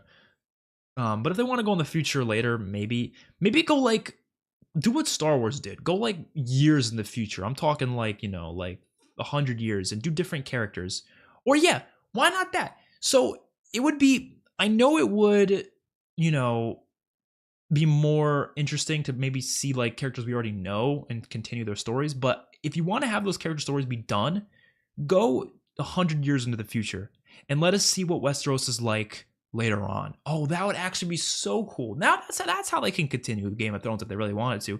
Do it 100, 200 years later, and we're dealing with like ancestors of, or not ancestors, but you know what I mean, like kids of kids of kids of kids of like all these different houses, and it's a whole new story with whole new stuff going on and whole new conflicts, and you don't have the White Walker threat anymore, but there's other threats that arise. Maybe Arya did find something west of Westeros, and there's this whole other continent that they come across, and there's this whole other problem with this other continent, and they have to deal with the politics of not just Westeros, but now also other continents to the west. There's so much they can do, I feel like, in the future. It does not have to be with the characters that they currently have. I just love the Game of Thrones universe. I think it's such an interesting universe because it's mostly grounded except for certain things. That's why it's so interesting. Like Lord of the Rings has so much fantasy to it. Like everything's fantasy in Lord of the Rings, right? But Game of Thrones, like most of the mythical things, most of the fantastical things are like hidden to the average person, if we're being honest, which I think that's what makes it so interesting. So I would love to see more, and you could do a lot more with it. Add some new creatures, add some new whatever. I don't care. You could do so much more in the future. But I think that'd be better than continuing the characters, because let the characters have their stories finished. We don't need to see more Tyrion. As much as I'd probably be okay with that, do we need to see it? I don't know. That'd probably be more marketable. I feel like if you marketed it like with Jon Snow and everything, it might excite people more. But I personally think doing a series years and years in the future in the same universe would be fine too. I would like to ask this. Do you guys think one day they're going to remake this show? Like, do the books again, the same way they're doing it with Harry Potter, where they're redoing it, but in a series? I could see them doing it in like 50 years, maybe, but not anytime soon. Like, think about it. After George R. R. Martin maybe finishes the books, right? And let's say he finishes it and it's like a really cool ending. And then eventually HBO wants to just redo it. Only issue with redoing it is like, well, then now you're going to have this issue of, okay, what if you have other spin-offs? Now what's considered canon? Do you consider this new reboot canon, or you consider the other stuff canon? You have to kind of decide that. I guess it really wouldn't matter at the end of the day. It could be its own thing, really, but I wouldn't want to see that anytime soon. I'm already not interested in the fact that they're rebooting Harry Potter already. 50 something years, maybe, but that's my guess. I don't know.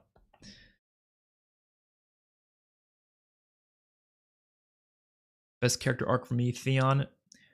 American Mom, honestly, probably top three for me. I didn't mention Theon when I was first saying the best character arc, but because I didn't think about it. But honestly, now I'm thinking about it, he's definitely up there. Um, John's meant to be the prince that was promised. His whole storyline with the wall and the Night's Watch was obsolete as Arya kills the Night King. I mean, I agree it should have been John probably, but they did say technically. I know it was gimmicky line, but technically prince in their language was like it could have been prince or princess. But I know what you mean.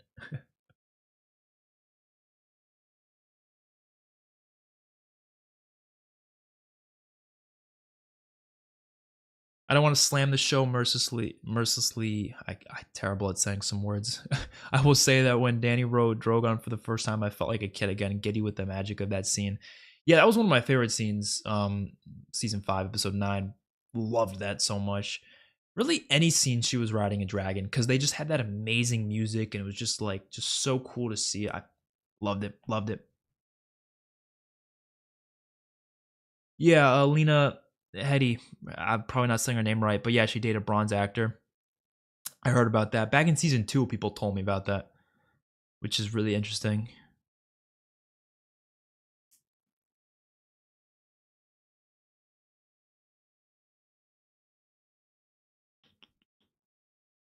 Ramsay deserves a more painful death. Probably. I thought his death was already pretty painful, though, to be honest. Like, that is pretty painful. Cersei isn't even a villain. People just keep getting in her business. No, she's a villain. She's a villain.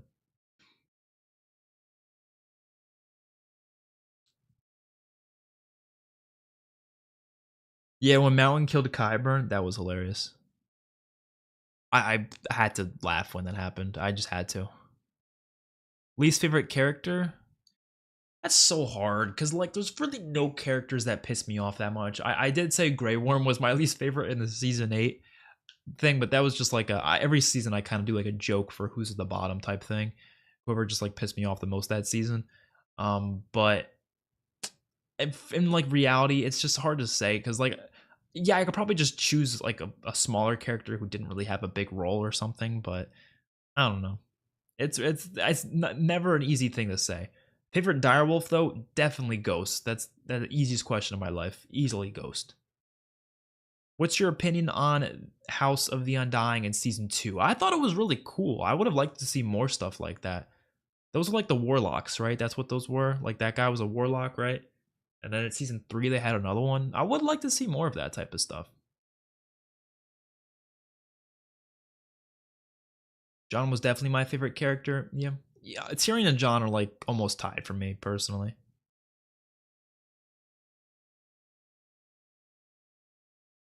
Oh, you guys are talking about, yeah. See, like I know who you guys are talking about here because I could just see, I could just tell. So this is about who would have liked to have brought back if like they who would have who you wanted to not die basically. Someone said Sirio. Yeah, Sirio died off screen, right? I kind of didn't like that. Kind of wish they either showed it or just had him live longer. The Hounds, well, he was only in one episode, so, or I mean, he only died in the second to last episode, but he did deserve to live. But I thought his ending was fitting. But Stannis, yeah, they kind of did him dirty. The thing about Stannis is like it was fitting. He was trying to rush things. He was unprepared, and that's how he got killed. But I think they should have done a little bit more with it.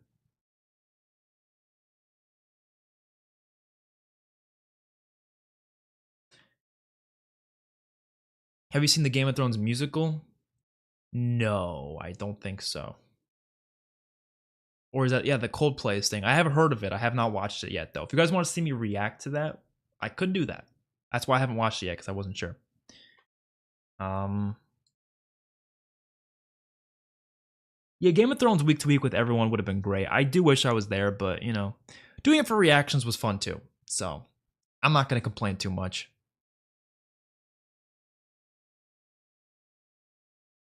Had no idea American Mom is your mom. Everyone says that. She's not. She's a mom to all of us. Uh, can you rank the seasons? I'm gonna do a video for that, so I'm probably just gonna wait to do that for the video. But right now, I'll tell you that. Actually, should I? I kind of want everyone to like be anticipating my ranking type of thing, you know. And if I give it away now, you might not want to watch the video. I don't know. Even right now, I don't really know my ranking. If I'm gonna be honest, like I have a ranking listed out, but I might change it. Like I don't really know. They're really hard to rank. Really hard. I think they're almost most of the seasons are pretty equal. Like the only one I know for a fact is season 8 being in last place. But the other ones are kind of interchangeable. I really don't know. It's really hard to say. But I'll have a list done by the video. And season 8, even though it's last, I don't hate it. I might sound like I hate the season because of what I've been saying this stream. I don't even hate the season. I really don't. I didn't like what they did with Daenerys in the ending, but the season as a whole, I'd probably rate it like a, I don't know, 7 out of 10 maybe. Like, I didn't hate it. I thought it was fine. I enjoyed it. That's just me. I know I'm maybe easier to please than most. I don't know. All dwarfs are bastards in their father's eyes. That was a good line too, yeah. I'm denying its existence. Oh, yeah. Varys saying to Tyrion, a small man can cast a big shadow. That was a great line too. A lot of cool quotes in this show. Yeah, Davos is fantastic. He deserves so much love. That man is just, he's probably the nicest guy in the maybe Sam is, but he's up there as one of the nicest like dudes in the show. Favorite piece of music? Mine is The Night King from The Long Night. I have a lot of Game of Thrones music saved on my phone. It's so I have a whole playlist dedicated to it, like literally a whole playlist. Like it's all there. It's all there. It's all 8 seasons have amazing music, but I'd probably say my favorite piece. Oof, that's so hard. The Night King is a great one. I agree. Truth from season 7. Light of the Seven, obviously. Blood of My Blood. Like any of the themes that are like Daenerys centric are really amazing. The Lannister theme is great too. Dance of the Dragons, like I said, any of those themes that involve Daenerys are great. It's hard to pick one though. I don't think I could pick one. Like it'd be impossible.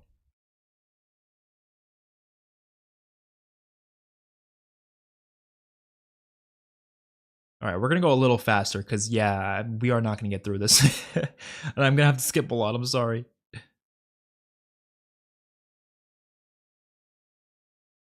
The fact that Alfie Allen was rumored to have his real sister play Yara.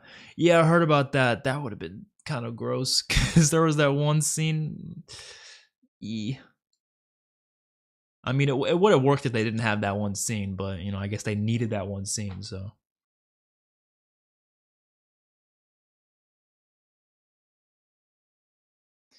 the actor who plays Theon was in John Wick. Yup, and the one guy in the episode with the Hound. Forget his name, but you know what I mean. In season 6, episode 7, he was in John Wick as well. That guy. Who else was in John Wick that was in Game of Thrones? Because I think there was someone else. Can't remember, but there was someone else.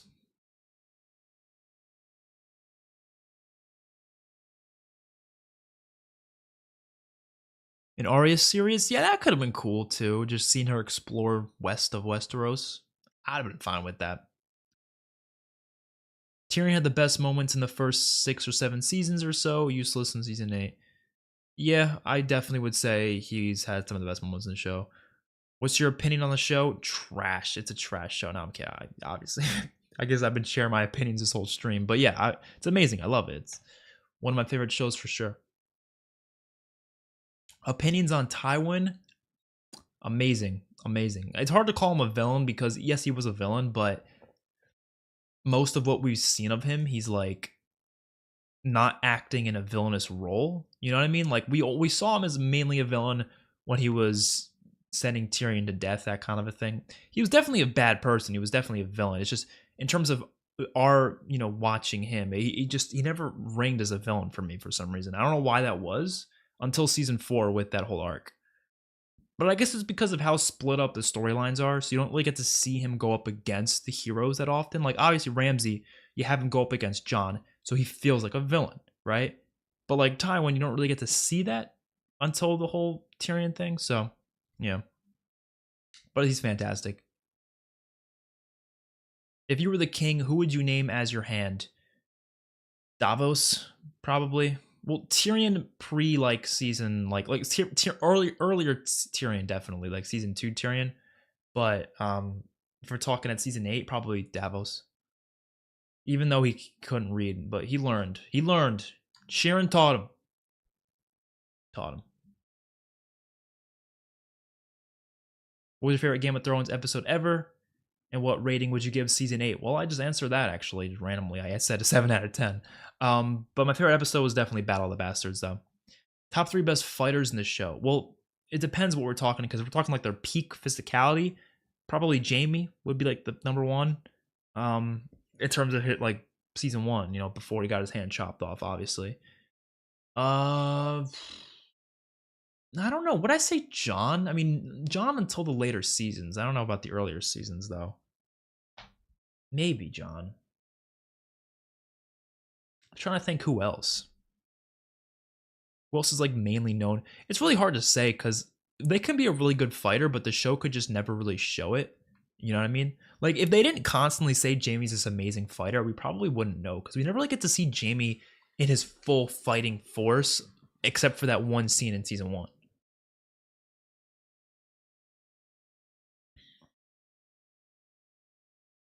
I just missed where we were. Oh my god. I don't know where we are.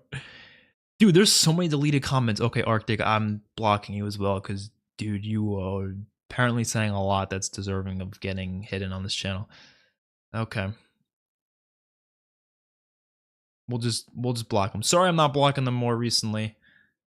But if I see enough, I'm just gonna do it. Like I said, I trust my mods.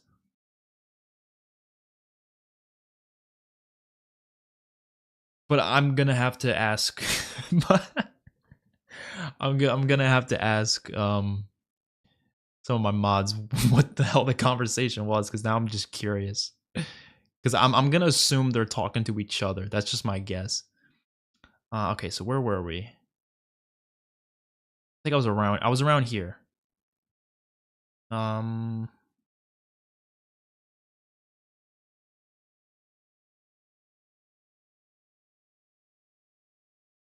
Long Night has a lot more issues the more you rewatch it. Probably. Yeah, that happens for a lot of like shows for me. That happened with The Walking Dead even. Just going back to some of the older episodes, I'm like, oh, I didn't realize that issue there. But it's like, if it's like a minor thing, I just usually don't care. You know what I mean? It's usually not that big of a deal for me.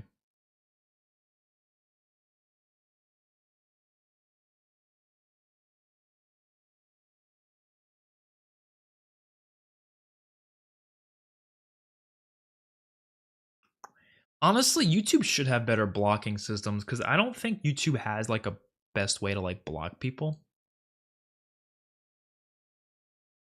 Like you can hide their messages, but like they can just make a new account. Like you should be able to block someone from like their entire like device, and they just can't ever comment on anything again if they use that device.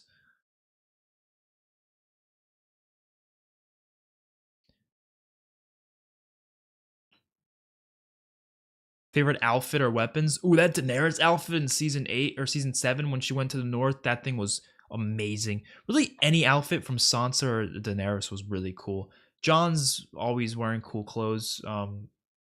Joffrey, when he was like the king, he was wearing a cool outfit too, I gotta say. Oberyn had some cool outfits. Um, who else? I guess Tyrion when he was Hand. Yeah.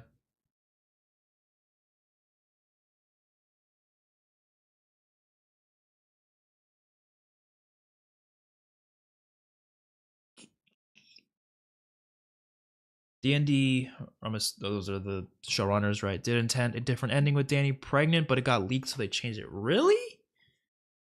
Why would they like?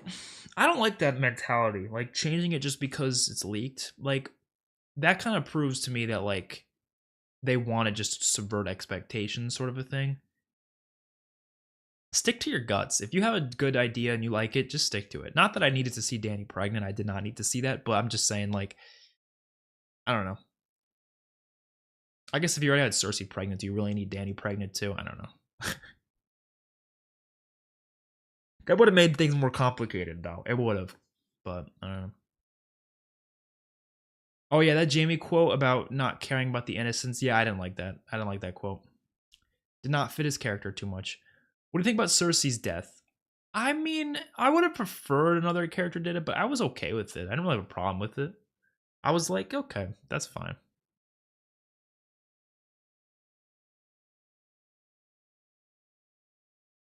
George source material only covers till season 5 and a little bit from season 6. That might explain why season 7 and 8 felt different. Yeah, that's why I feel like, I mean, is that unavoidable? I don't know. That's one of those things where it's like you just needed to have either him take over and like give you a full layout of what's going to happen in those future things. But if he doesn't even know himself, like, what are you going to do? You know, I don't know. I don't know. That's why I'm a huge proponent, and this almost never happens. I'm a huge proponent of any franchise or series being made for the writer or creator to have a full vision and then to execute that vision. That is the best thing to do. It almost never happens. Even some of the best things out there, they've changed stuff, but to have at least an idea of the ending, you know what I mean? I'm sure George did for his books, but like, did he properly, like, let's say his idea for his ending is what actually happened for the show, right? The problem would have just been the writing along the way, right? It's like, like I said, I don't think the ideas were bad. I think the idea of her being the Mad Queen, it's fine. Just you need to execute it better. That's all. Can you rank the seasons? Yes, I'll do a video for that. I don't want to do that right now though, just because I'm not really 100% sure what my list would be, and I'd rather just do that for a video. Oh, now someone's fact checking that Danny pregnant was fan fiction, never happened. Well, yeah, she couldn't get pregnant anymore, but I mean, I thought maybe that could have just been like a not true type of a thing, you know? Because like, yeah, they said that, like the witch said that, right? But like, just did we really know for sure if she was telling the truth? I don't know. There's an episode of House of the Dragon. You might want to up your brightness as well. My brightness is now at max. I haven't changed it since then, so it should be fine. It is probably gonna look fine for me.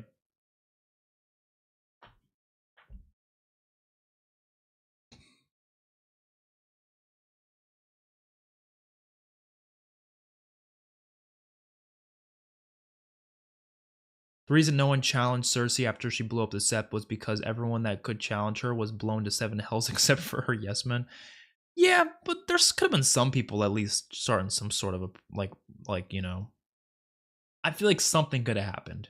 Something. Someone out there probably was gonna start a revolution of some kind.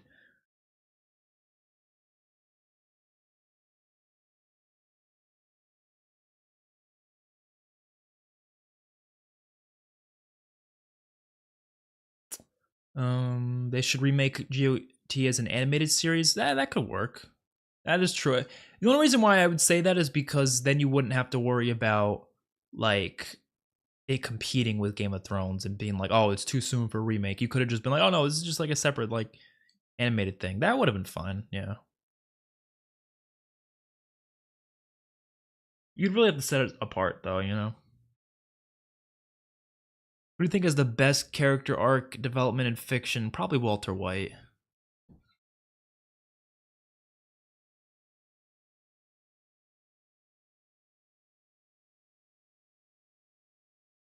People want them to remake season 8. Yeah, honestly, like I loved the first 7 seasons. I don't really have that many. Like, even though I didn't love every single thing that happened in them, I think season 8, the last couple episodes were the main culprit. So, I mean, if they want to remake it, I wouldn't be opposed to it with the same actors and everything. I don't know if they wanted to come back for it. I mean, they technically did that for the Justice League thing. I know that was not like a remake; it was literally just like a director's cut, but it felt like a remake. The way it was so different than that first cut, it felt like a remake. So it's not unheard of.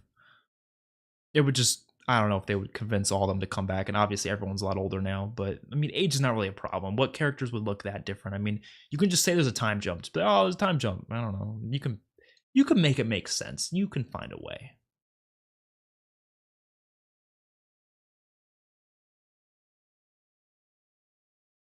If Robert's rebellion was built on a lie, then Dany would be rightful queen. Um,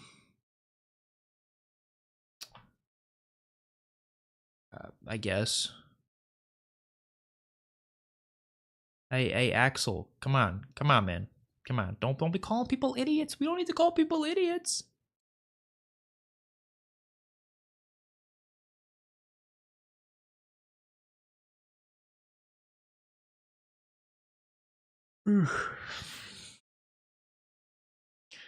What do you think of Hodor's death? Oh, I loved it, and people got pissed at me for not crying. I, a big thing for why I didn't cry in that moment was because if I don't have other characters' reactions to their death, it's less likely to make me be emotional for it.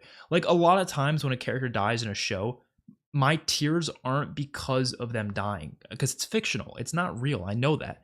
My usually the emotional reaction is towards the other character's reaction to it. Like, for example, Rob's death, right? It wasn't because Rob died. It was because Catelyn was there screaming for her son. That's what got me, right? So same thing for Hodor. Like we didn't get to see anyone's reaction to it. It was sad. It was emotional. I just didn't make me cry. But I thought it was a really well handled death. I thought it was really interesting how it tied back to his character's name and showed that like there's this whole thing going on with Bran. And I wouldn't call it time travel, but I don't know. It was really interesting though. I like the whole like loop thing that they had going on. If you like Game of Thrones music, you're gonna love House of the Dragon music. I already love it, and I've only seen one episode, so that's a good thing. That's the one. If the first episode already blew me away, then I can only imagine what's to come.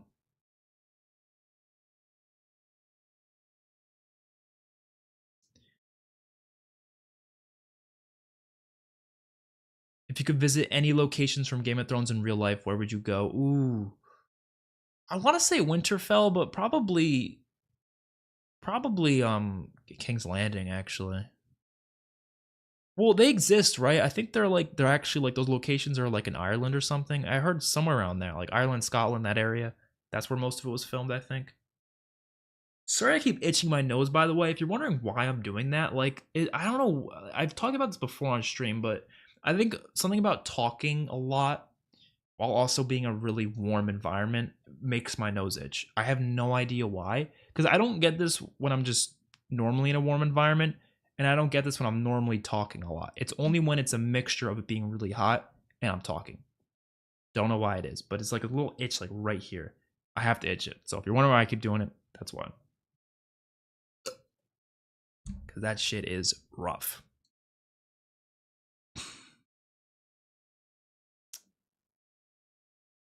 Tywin was doing things for his family, not a bad guy. Yeah, okay, the way he treated Tyrion. Definitely doing things for his family.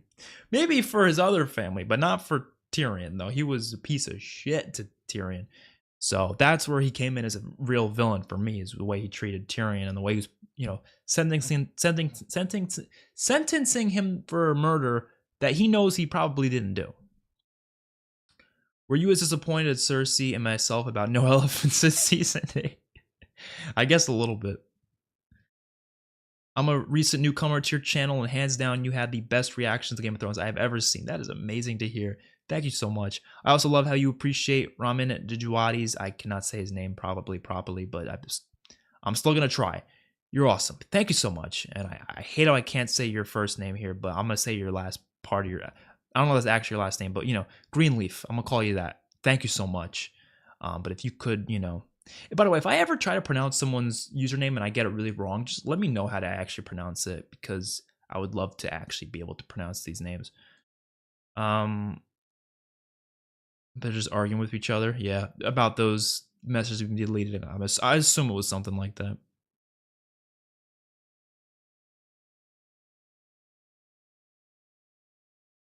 Actually, Mike, I'm gonna make you a moderator too, because anybody, like, if I just, I'll randomly make it if I could see you a lot. If I see them in the stream a lot. Managing can manage block words and change chat modes and what?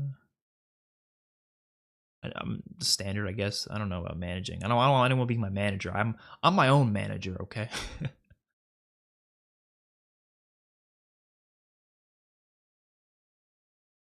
I think the TV series ending is a very bare shell of what George had planned. Maybe. Do you think Baelish recognized Arya and Harrenhal when he was talking to Tywin and said nothing because he could use that information, or he wasn't sure it was her? I just assumed he didn't know it was her, or he couldn't tell. But that's actually a good point. That could be what he actually did. That's a good point. Chad, what the fuck? Yes, Chad. Definitely. Yes, so George had a meeting with the creators and told them kind of broad strokes. Okay, I guess he should have given more than broad strokes then. I don't, I don't know.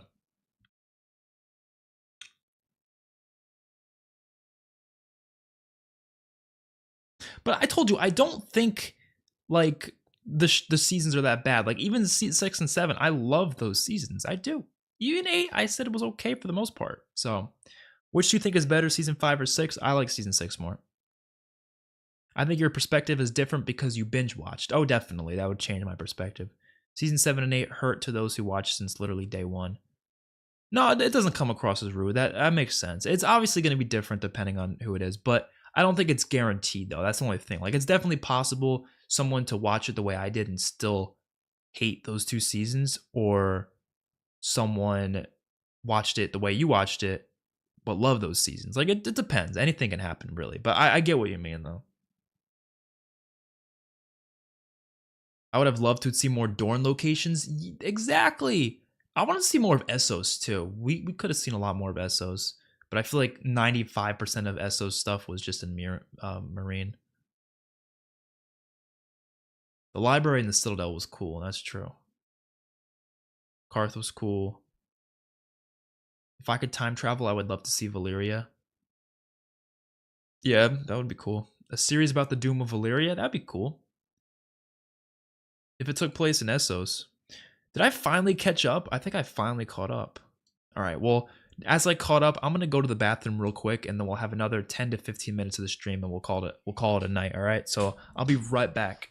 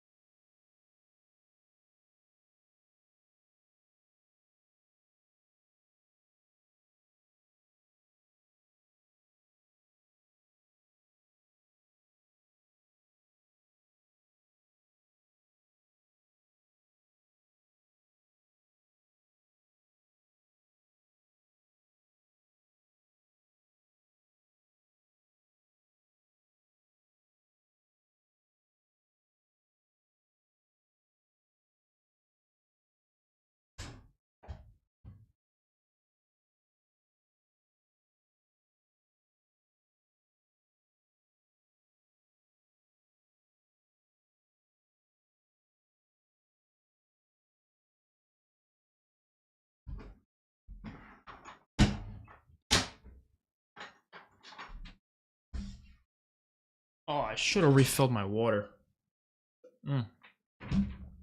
Okay. I really wanted to rewatch Game of Thrones, and I found your channel just in time. Enjoyed every episode reaction and couldn't wait for you to upload new ones. Thank you so much. That's actually true.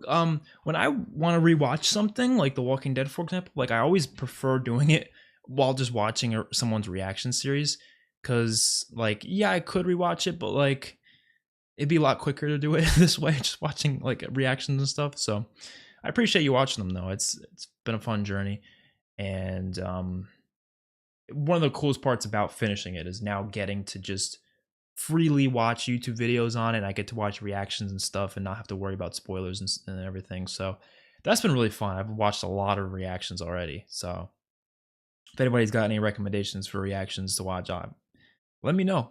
I'll love to watch more.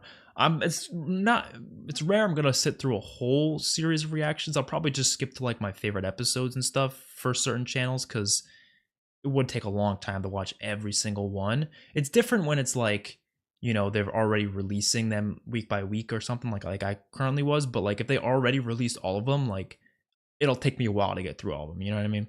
So I'll probably just watch like certain ones. It depends on the creator though. Sometimes if I really like the creator, I'll watch all of them. But depends. Who would win in a sword fight? Prime Jon Snow or Prime two-handed Jaime? Probably Jaime. I would say Jaime. A series about hot pie? That'd be hilarious. What is Hot Pie up to? I don't even know. Greenleaf is just fine. All right, there you go. My first name is pronounced Tinuviel. VL. Tinuviel. The composer's name is pronounced Ramin Javadi. So you know what's funny? I probably am still saying it wrong, even though that's a really good explanation for it. I'm just so bad. We need an Ahsoka stream. Should I do that after I finish Ahsoka? I don't know.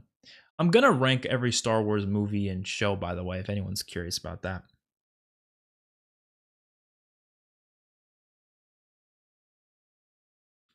What about Jaime versus Daemon Targaryen? Well, I don't know yet because I've only seen Daemon in one action scene, so not sure.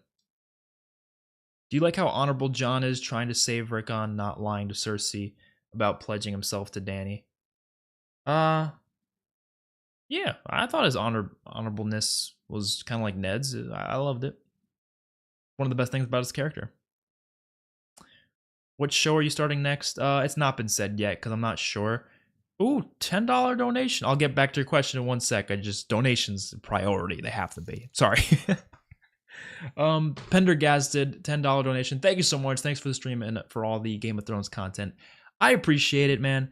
I will keep dropping Game of Thrones content as much as humanly possible. But back on that question, show I'm watching next. I do not know yet. That's the answer, basically. But the only thing I will say is I'm not starting it until probably like November. Like, don't expect a new show for a while, just because there's a lot of shows coming out the next couple months. We got the Daryl Dixon show. We got Chucky season 3. We got we're obviously still doing House of the Dragon and The Punisher, and the Ahsoka is currently going on. There's gonna be Loki season 2. A lot of shows. So I'd rather wait until like most of those are done, probably like November, December. We'll do a big poll with like 30 something shows and we'll see who wins. So yeah. I don't know yet. Yeah, there's not much water left. That's unfortunate.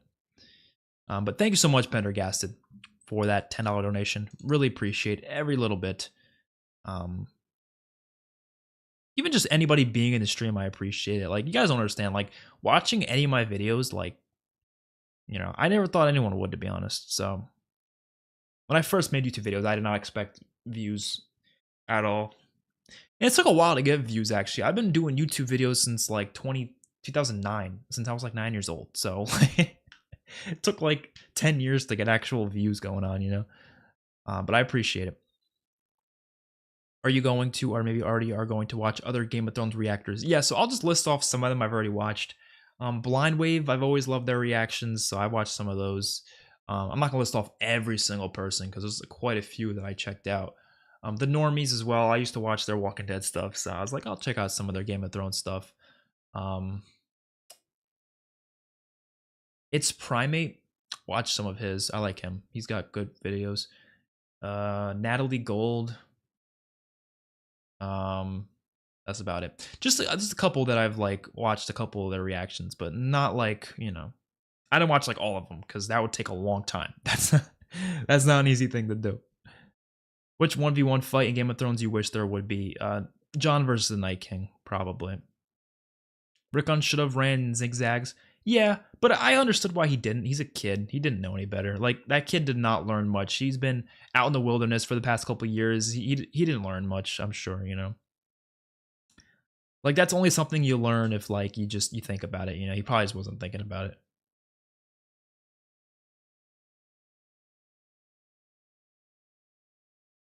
Started following you after I saw you doing reactions to Game of Thrones. A lot of people did. I got a lot of new subs right after that first episode reaction, so it was definitely worth doing for sure. And I hope a lot of you, you know, you don't have to whatsoever, but if you're interested in watching my reactions to other movies or other shows, I hope you can stick around for them. Of course, though, you don't have to. If anybody wants to stop watching after that, that's totally fine. It's up to you. But we got more stuff. I'm not gonna stop for a while. The day I stop doing YouTube is I'm probably never gonna make a video where I'm like, I quit YouTube. Like, I'm not gonna do that. Like, I'm sure there'll come a time where I don't have time for it anymore and I have to do much less. But I don't want there to be a point where I just quit. You know what I mean? So like, if I stop doing it, it'll because I'm busy with another job or something, and I just don't have the time for it. I'm sure once I have kids and a family, like it's gonna be harder to make videos cuts consistently, but I'll always try my best when I do.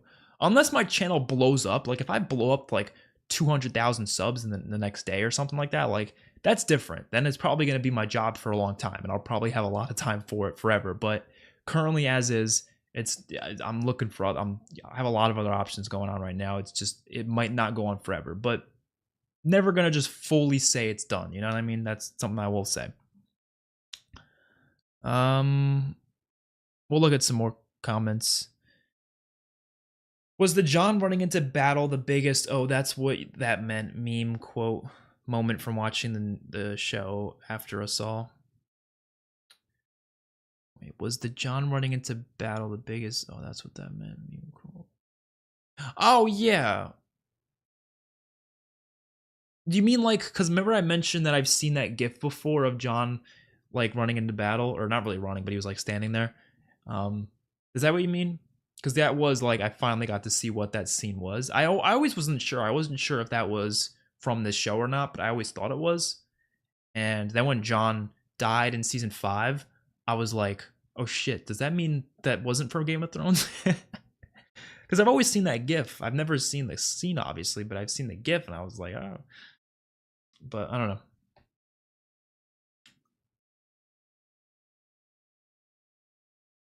I found you originally from The Walking Dead and saw you're doing Game of Thrones. Yeah, a lot of people found me from Walking Dead too, yeah. It's one of the main things I did for a while on this channel, actually. Game of Thrones is the one thing I've never seen. Should I watch to the end? Oh, hell yes, Viral Edge. You have to watch it. Please watch it. It's amazing. Like, everyone's going to tell you don't watch it because they don't like the ending, but, like, don't listen to those people. Don't listen to them. Even if you don't like the ending, which you should make the opinion yourself. I did that myself. I was like, okay, gotta decide for myself, but it does not change the fact that, like, everything leading up to that was amazing. Like, even season 8, even a season that had something that I didn't like happen, everything leading up to is amazing. So you might want to get out of here before I spoil things. I don't want you to get spoiled, man. Because you should watch it. It's so good. I loved it. Like, I know I've been complaining a lot this stream, but that's just because the questions have been complaining. So most of you guys have been asking like negative related questions, so it just happens to be that way. But like there was so much more I love about this show than hate. Like, there's so much more I love. It's phenomenal.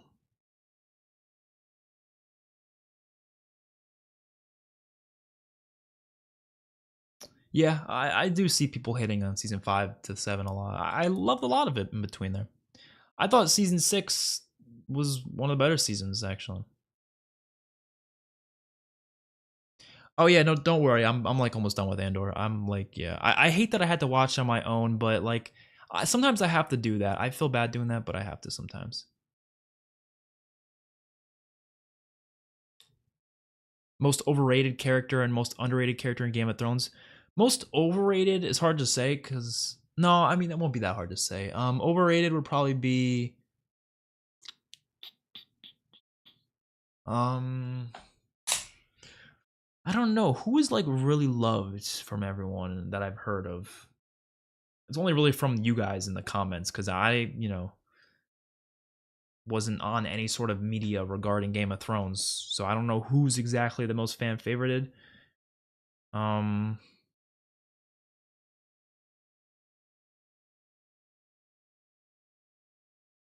I really don't know. Underrated, I could probably say like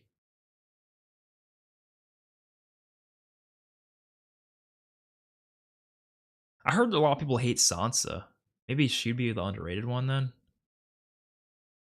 But overrated? I don't think there is an overrated one. Like I can't like should I just say Daenerys? Because there's a lot of Daenerys lovers. I loved her until that season 8 thing, so I don't know. Talk to us about your collab with Tim for Boss Baby. Oh yeah.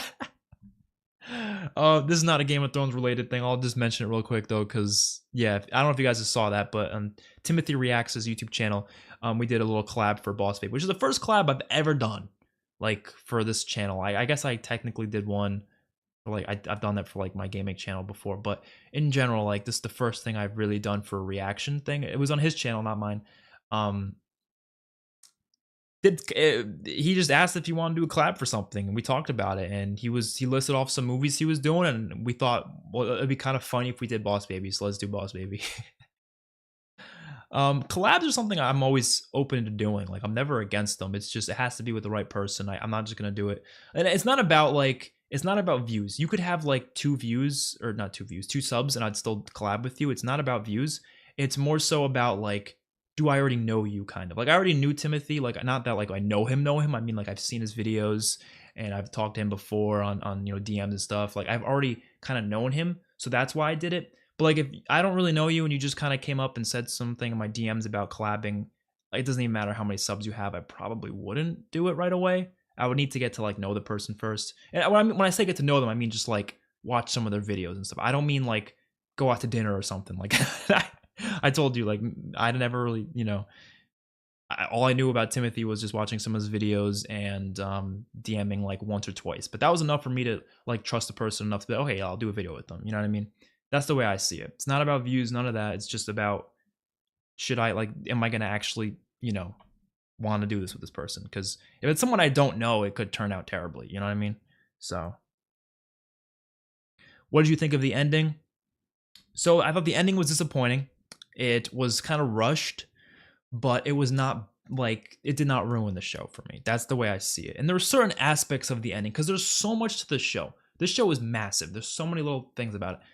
The ending, certain aspects I did not like. Other aspects I liked. So it was one of those things where it was like there was just one big major thing that happened in those last 2 episodes that I was just like, this is stupid. But everything else was fine. And still loved the first 7 seasons, so it doesn't even matter. Best Game of Thrones dead in terms of being sick and gory. Oh, you mean death? In terms of being gory? Oof. There was a couple in the Battle of Blackwater that were really gory. Honestly, the what do you call it? The Ramsay death with the dogs. That thing was pretty gory. What else? Oh, Oberyn. Oh, Oberyn's death. Ooh, that was probably the most gory. And that one almost made me get sick. Like I don't get sick from gore that much, but that one I had to like turn away for a second. I actually know some of the spoilers from the finale, the big death. Oh, yeah, I mean, the thing is, even knowing spoilers, I'm sure it'll still be a really enjoyable show, though. Like, at least I personally think it would be. So, I'd still watch it, personally. I know Andor is well made, but it's my least favorite Star Wars, to be honest. It's not my favorite, yeah. But I could see, because it doesn't feel like Star Wars that much, It's kind of its own thing. But I think, yeah, it's really well made. Season 6, hands down, some of the best music from any season. Yes, that is true. Season 6 might have the best soundtrack. I think so. I think it's fine to hate season 8, but you can't really say that this show is ruined because of that. Overall, it was a really nice show, and all of its characters and world building, music, and so on.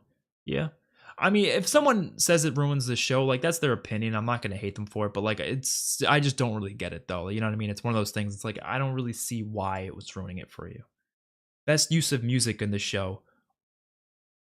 Jon Snow in the Battle of the Bastards when he's being charged by the Bolton army. That is my favorite. I'm gonna play it. I don't care if this gets copyrighted. I have to play it. I think that's some of my favorite music. I don't even care if this gets copyrighted. Fuck copyright. Hold on.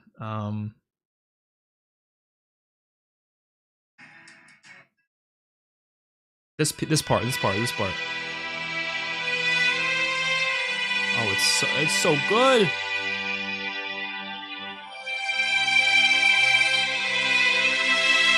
I think this is some of my favorite uses of music in the show. Okay, well that's it. I guarantee you I'm gonna get copyright claim for that. I guarantee you. Even though that was like literally 15 seconds, it's gonna get copyrighted. I don't really care though. A stream doesn't make that much money usually anyways, so like if I don't make money, it's like whatever. I still get the donation revenue. It's just you're not gonna get ad revenue. But it's not a big deal. Arya is objectively the most overrated. Objectively. But I liked Arya, so I can't say that. Best sex or nude scene? I'm not answering that. I mean, like, if we're talking story wise, like purely just story, not for like viewing pleasure. I'm talking just pure story because I don't view that stuff that way. If we're talking purely for story's sake, um, I'd probably say the John and Ygritte scene, right? That's probably the best when they made love in the cave. You know, that's the best one, purely story wise. Okay. Season 4 finale is right up there music wise. Yeah, I agree. If you had to make a new house that you had to belong to, what would your house name and slogan be? Um, I don't know about the name, but you know, it'd be more interesting the sigil. What would the sigil be? I could think of that. I don't know if I can think of a name though. I'm not telling you guys my last name, so I'm not gonna answer with that. What would the sigil be though? Um, there's so many ones that are just animals, but like I'm trying to think of like something else that's not just an animal. I'm out of water. I keep forgetting I'm out of water. What could it be? What about like a? Is there a sigil with like a crossbow or like a bow and arrow? Like, I don't know. No, that's not that interesting. I guess let's see. There's really no like house that's very like centric around like the jungles. Like, there's no like jungle biomes that we've seen in Westeros. Really, like what we see, like Dorne is more like southern. It's like very like it's more warm there. Obviously, the winter, you know, snow and stuff. You know, River Run with the Tullys has the, you know, stuff like that. But if there was like a region that was more like, let's say like jungle like in Westeros somewhere, I don't know if there is a certain area like that there somewhere. Maybe there is. Then you could have a house centered around that area, and it would be the sigil could be like a monkey. I don't know. Imagine a monkey sigil. Were the monkeys even in the show at all? Was there a single monkey in the show? I don't even think so. I don't know. Who's your favorite duo?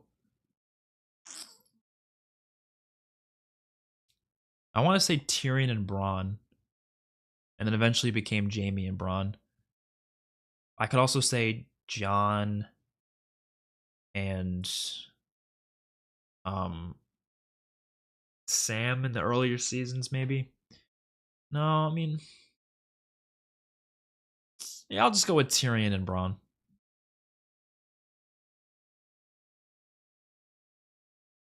Most touching moment, excluding deaths. Please say Jon and Sansa reunion. That's up there. But I would say the most touching moment was when Podrick was saying goodbye to Tyrion in the cell. Remember, he was leaving and he was saying goodbye to Tyrion. That moment made me cry. I cried that moment. So that's up there too. That was a very touching moment. There's a lot of touching moments with Tyrion in the earlier seasons, man.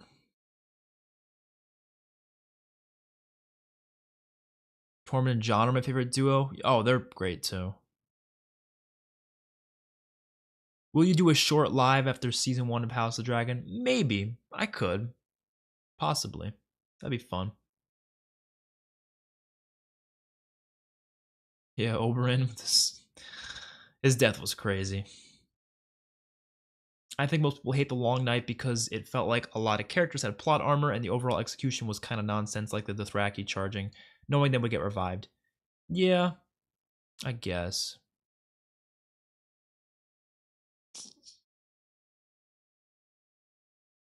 Well, here's the thing.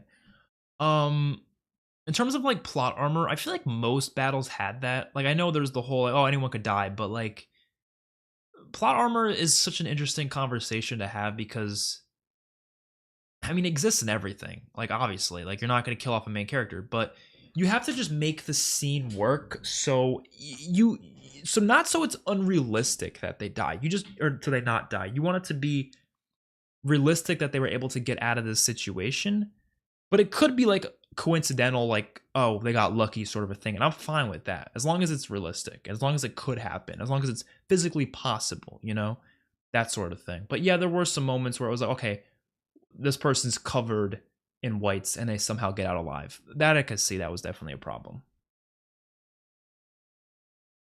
I made the live. Gotta say, love your reactions. Arya and Sansa and John were my favorite. Love the whole show, even season 8, even if it did seem a bit rushed. Thank you, Sean Bailey. I appreciate it. And I appreciate your opinion there. Honestly, I much more appreciate positivity than negativity all the time. Like I think it's better to love something than hate it always. But obviously, I want people to be honest with themselves, though. If they didn't like it, they didn't like it. That's fine. You don't have to love it just to love it. But if someone does love it, that's wonderful. I'm always going to love to see that. I always prefer to see that personally. Game of Thrones had the potential to be better than Breaking Bad, but it's a shame. Season 5 was the start of the decline. Season 8 was completely rushed. They could could have built Daenerys up. They're very different shows. They're hard to compare. Like, they're such different shows. They require very different things for it to work, you know? So, I'm curious to know how much you knew about the show before you started watching it. Did it live up to expectations? And did you think the ending was overhated or justified? All I knew about the show, there was a couple of things. So I knew Jon Snow, like I knew the character's name. And I think I heard of Arya Stark, but I wasn't sure about literally like any other characters. I just heard their names before, didn't know anything about them other than that. There might have been one other character I heard, but I kind of forget. I also knew people loved it. I knew people did not like the ending as well. I knew that before even watching it. I didn't know the extent of it, though. I didn't know if they hated the last season, the last 2 seasons, the last 3 seasons, or just the ending as in like the last episode, or even just the last scene. I did not know what they meant by hating the ending. All I knew was that people did not like the ending, right? A lot of people. I also knew it was very big and the budget was huge. There was going to be big action sequences and big battles. I knew that going into it. That's pretty much all, though. I can't really think of anything else.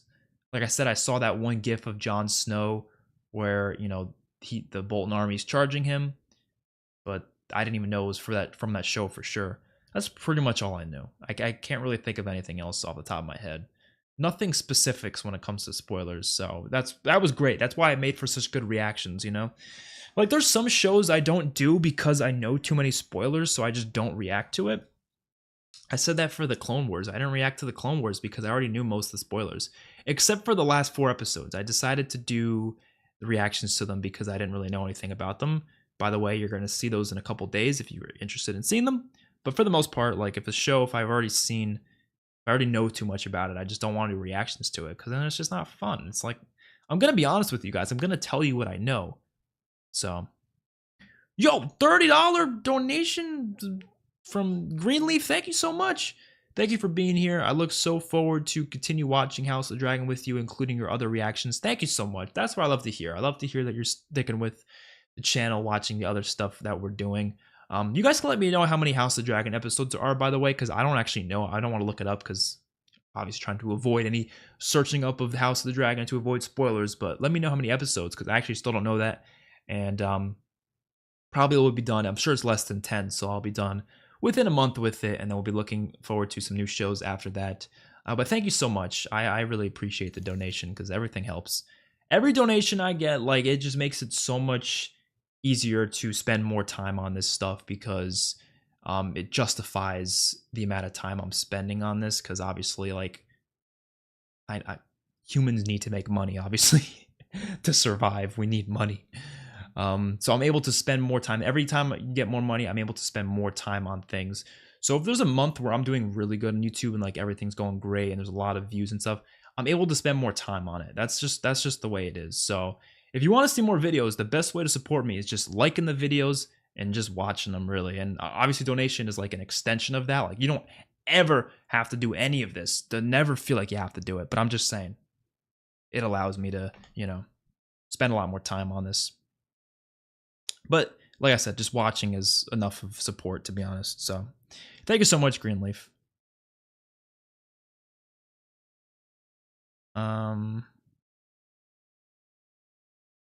Arya was a meh character for me. Never picked up on the hype.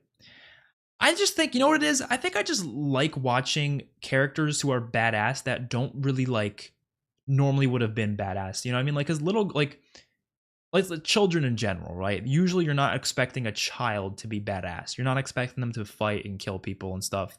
So when they actually do it, it's entertaining as hell because it's very different for them. The same thing for like, I think it's one of the reasons Die Hard was so popular because it wasn't this big muscular guy who was kicking ass. It was just a normal looking dude. So that's why it worked, right? It didn't look like the normal fighting type. And, you know, a child does not look like the normal fighting type, you know? So obviously seeing them becoming a fighter and growing to be one, to me it's entertaining. And she was just funny too. I just thought every scene she was in, she was hilarious. She has a lot of funny things. And you felt really bad for her because she kept witnessing terrible things happening to her family at every freaking moment. And so I don't know. Yeah. Made love. What are you, a girl? Yes. Apparently, I guess I am. I don't know. No, I'm just trying not to get copyright claimed. Sorry, I can't be saying that they're, you know, can't be cursing too much. All right, I can't do that. I'll personally go for a cat sigil. I feel like it's on brand for me. That'd be cool. Zombie head with a knife through it would be your sigil. You know, that could work. I was thinking of that, like a white or something. But then people would think you support the whites, you know? If you were a Game of Thrones character, who would you be? I want to say like John or something, but I'd probably actually be like Sam, to be honest.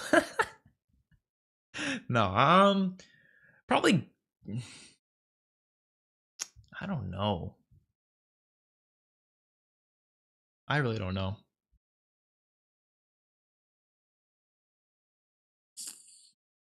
Maybe Gendry. He's probably the closest to like age in me, I guess, out of all the characters, right? Maybe. Probably. I don't know, I'm 22. I don't know how old he was. He looked like he was probably around that age, so I don't know. I'll probably say Gendry then. Also, the way he grew his beard is exactly how my facial hair grows out too. So that's something that's important to note too.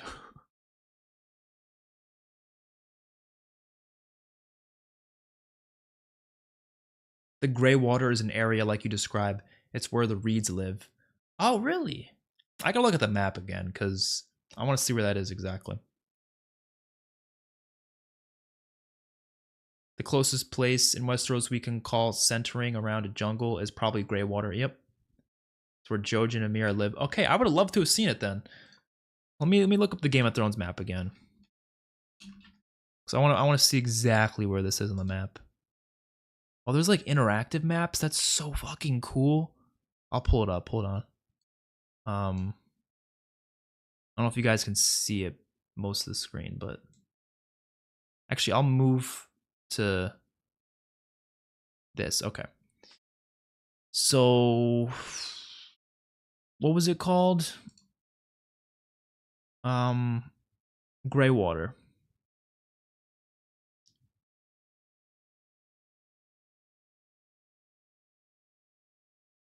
I want to find this. Where's the Greywater?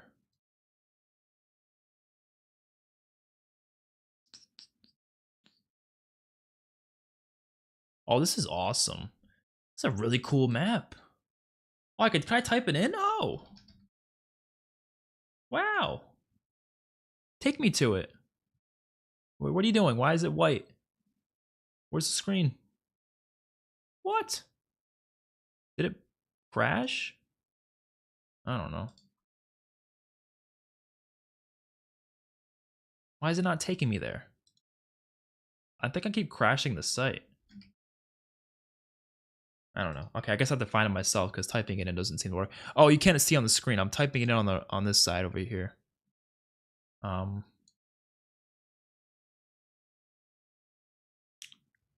there's Castamere. I never even knew who that was. Where would it be? Greywater. People probably could tell me. Oh, right here, Greywater Watch. I found it. Found it.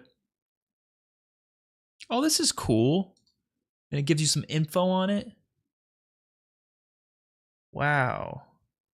Oh yeah, that looks pretty cool just from this image here. If there's like a little image of it, I guess. Now I want a spin-off set in Greywater Watch. That's cool.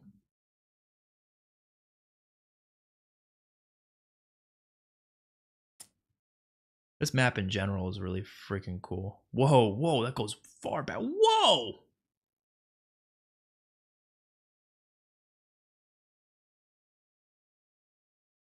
Goes all the way to north, and then you can go.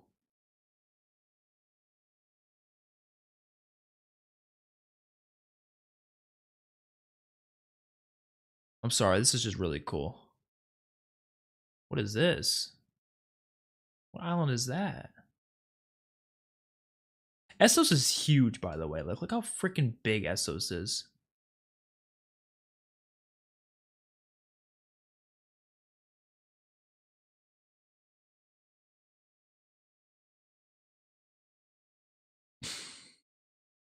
Awesome.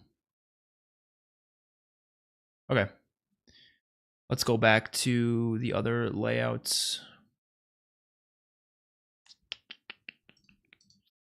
All right. Gonna read a couple more comments and then we'll be done.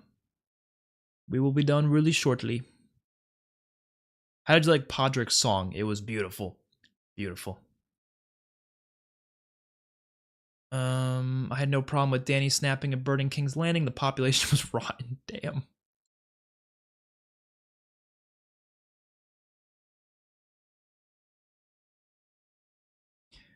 Before I started the show, I heard about Jon Snow too, but I thought Tyrion was Jon Snow because I always see that.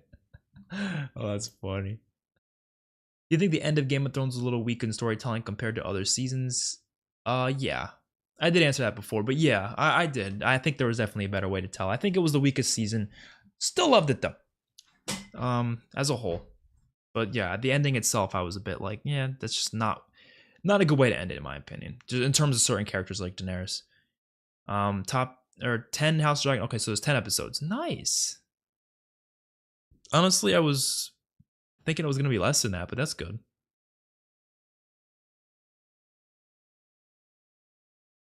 Thank you, Athe. How do I say your name? I don't know, but thank you. I appreciate this. I love watching your reaction.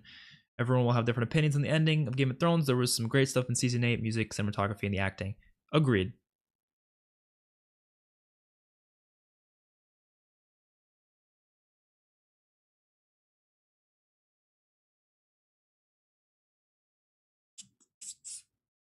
Arya was so badass. Her character arc was so good. I want her story in a sequel. Sansa too. How she went from a scared girl under Joffrey to outwitting Littlefinger was also so badass. Arya in a spinoff like would be cool. I'd love to see that. I think there was talks of it apparently, but I don't know if any of that was actually going to happen. I would have loved to see more of it though. Like just seeing her exploring the world, maybe finding new communities or something, new continents. I didn't realize that Arya was actually a psychopath serial killer who carries around a list of names to kill since they were a child.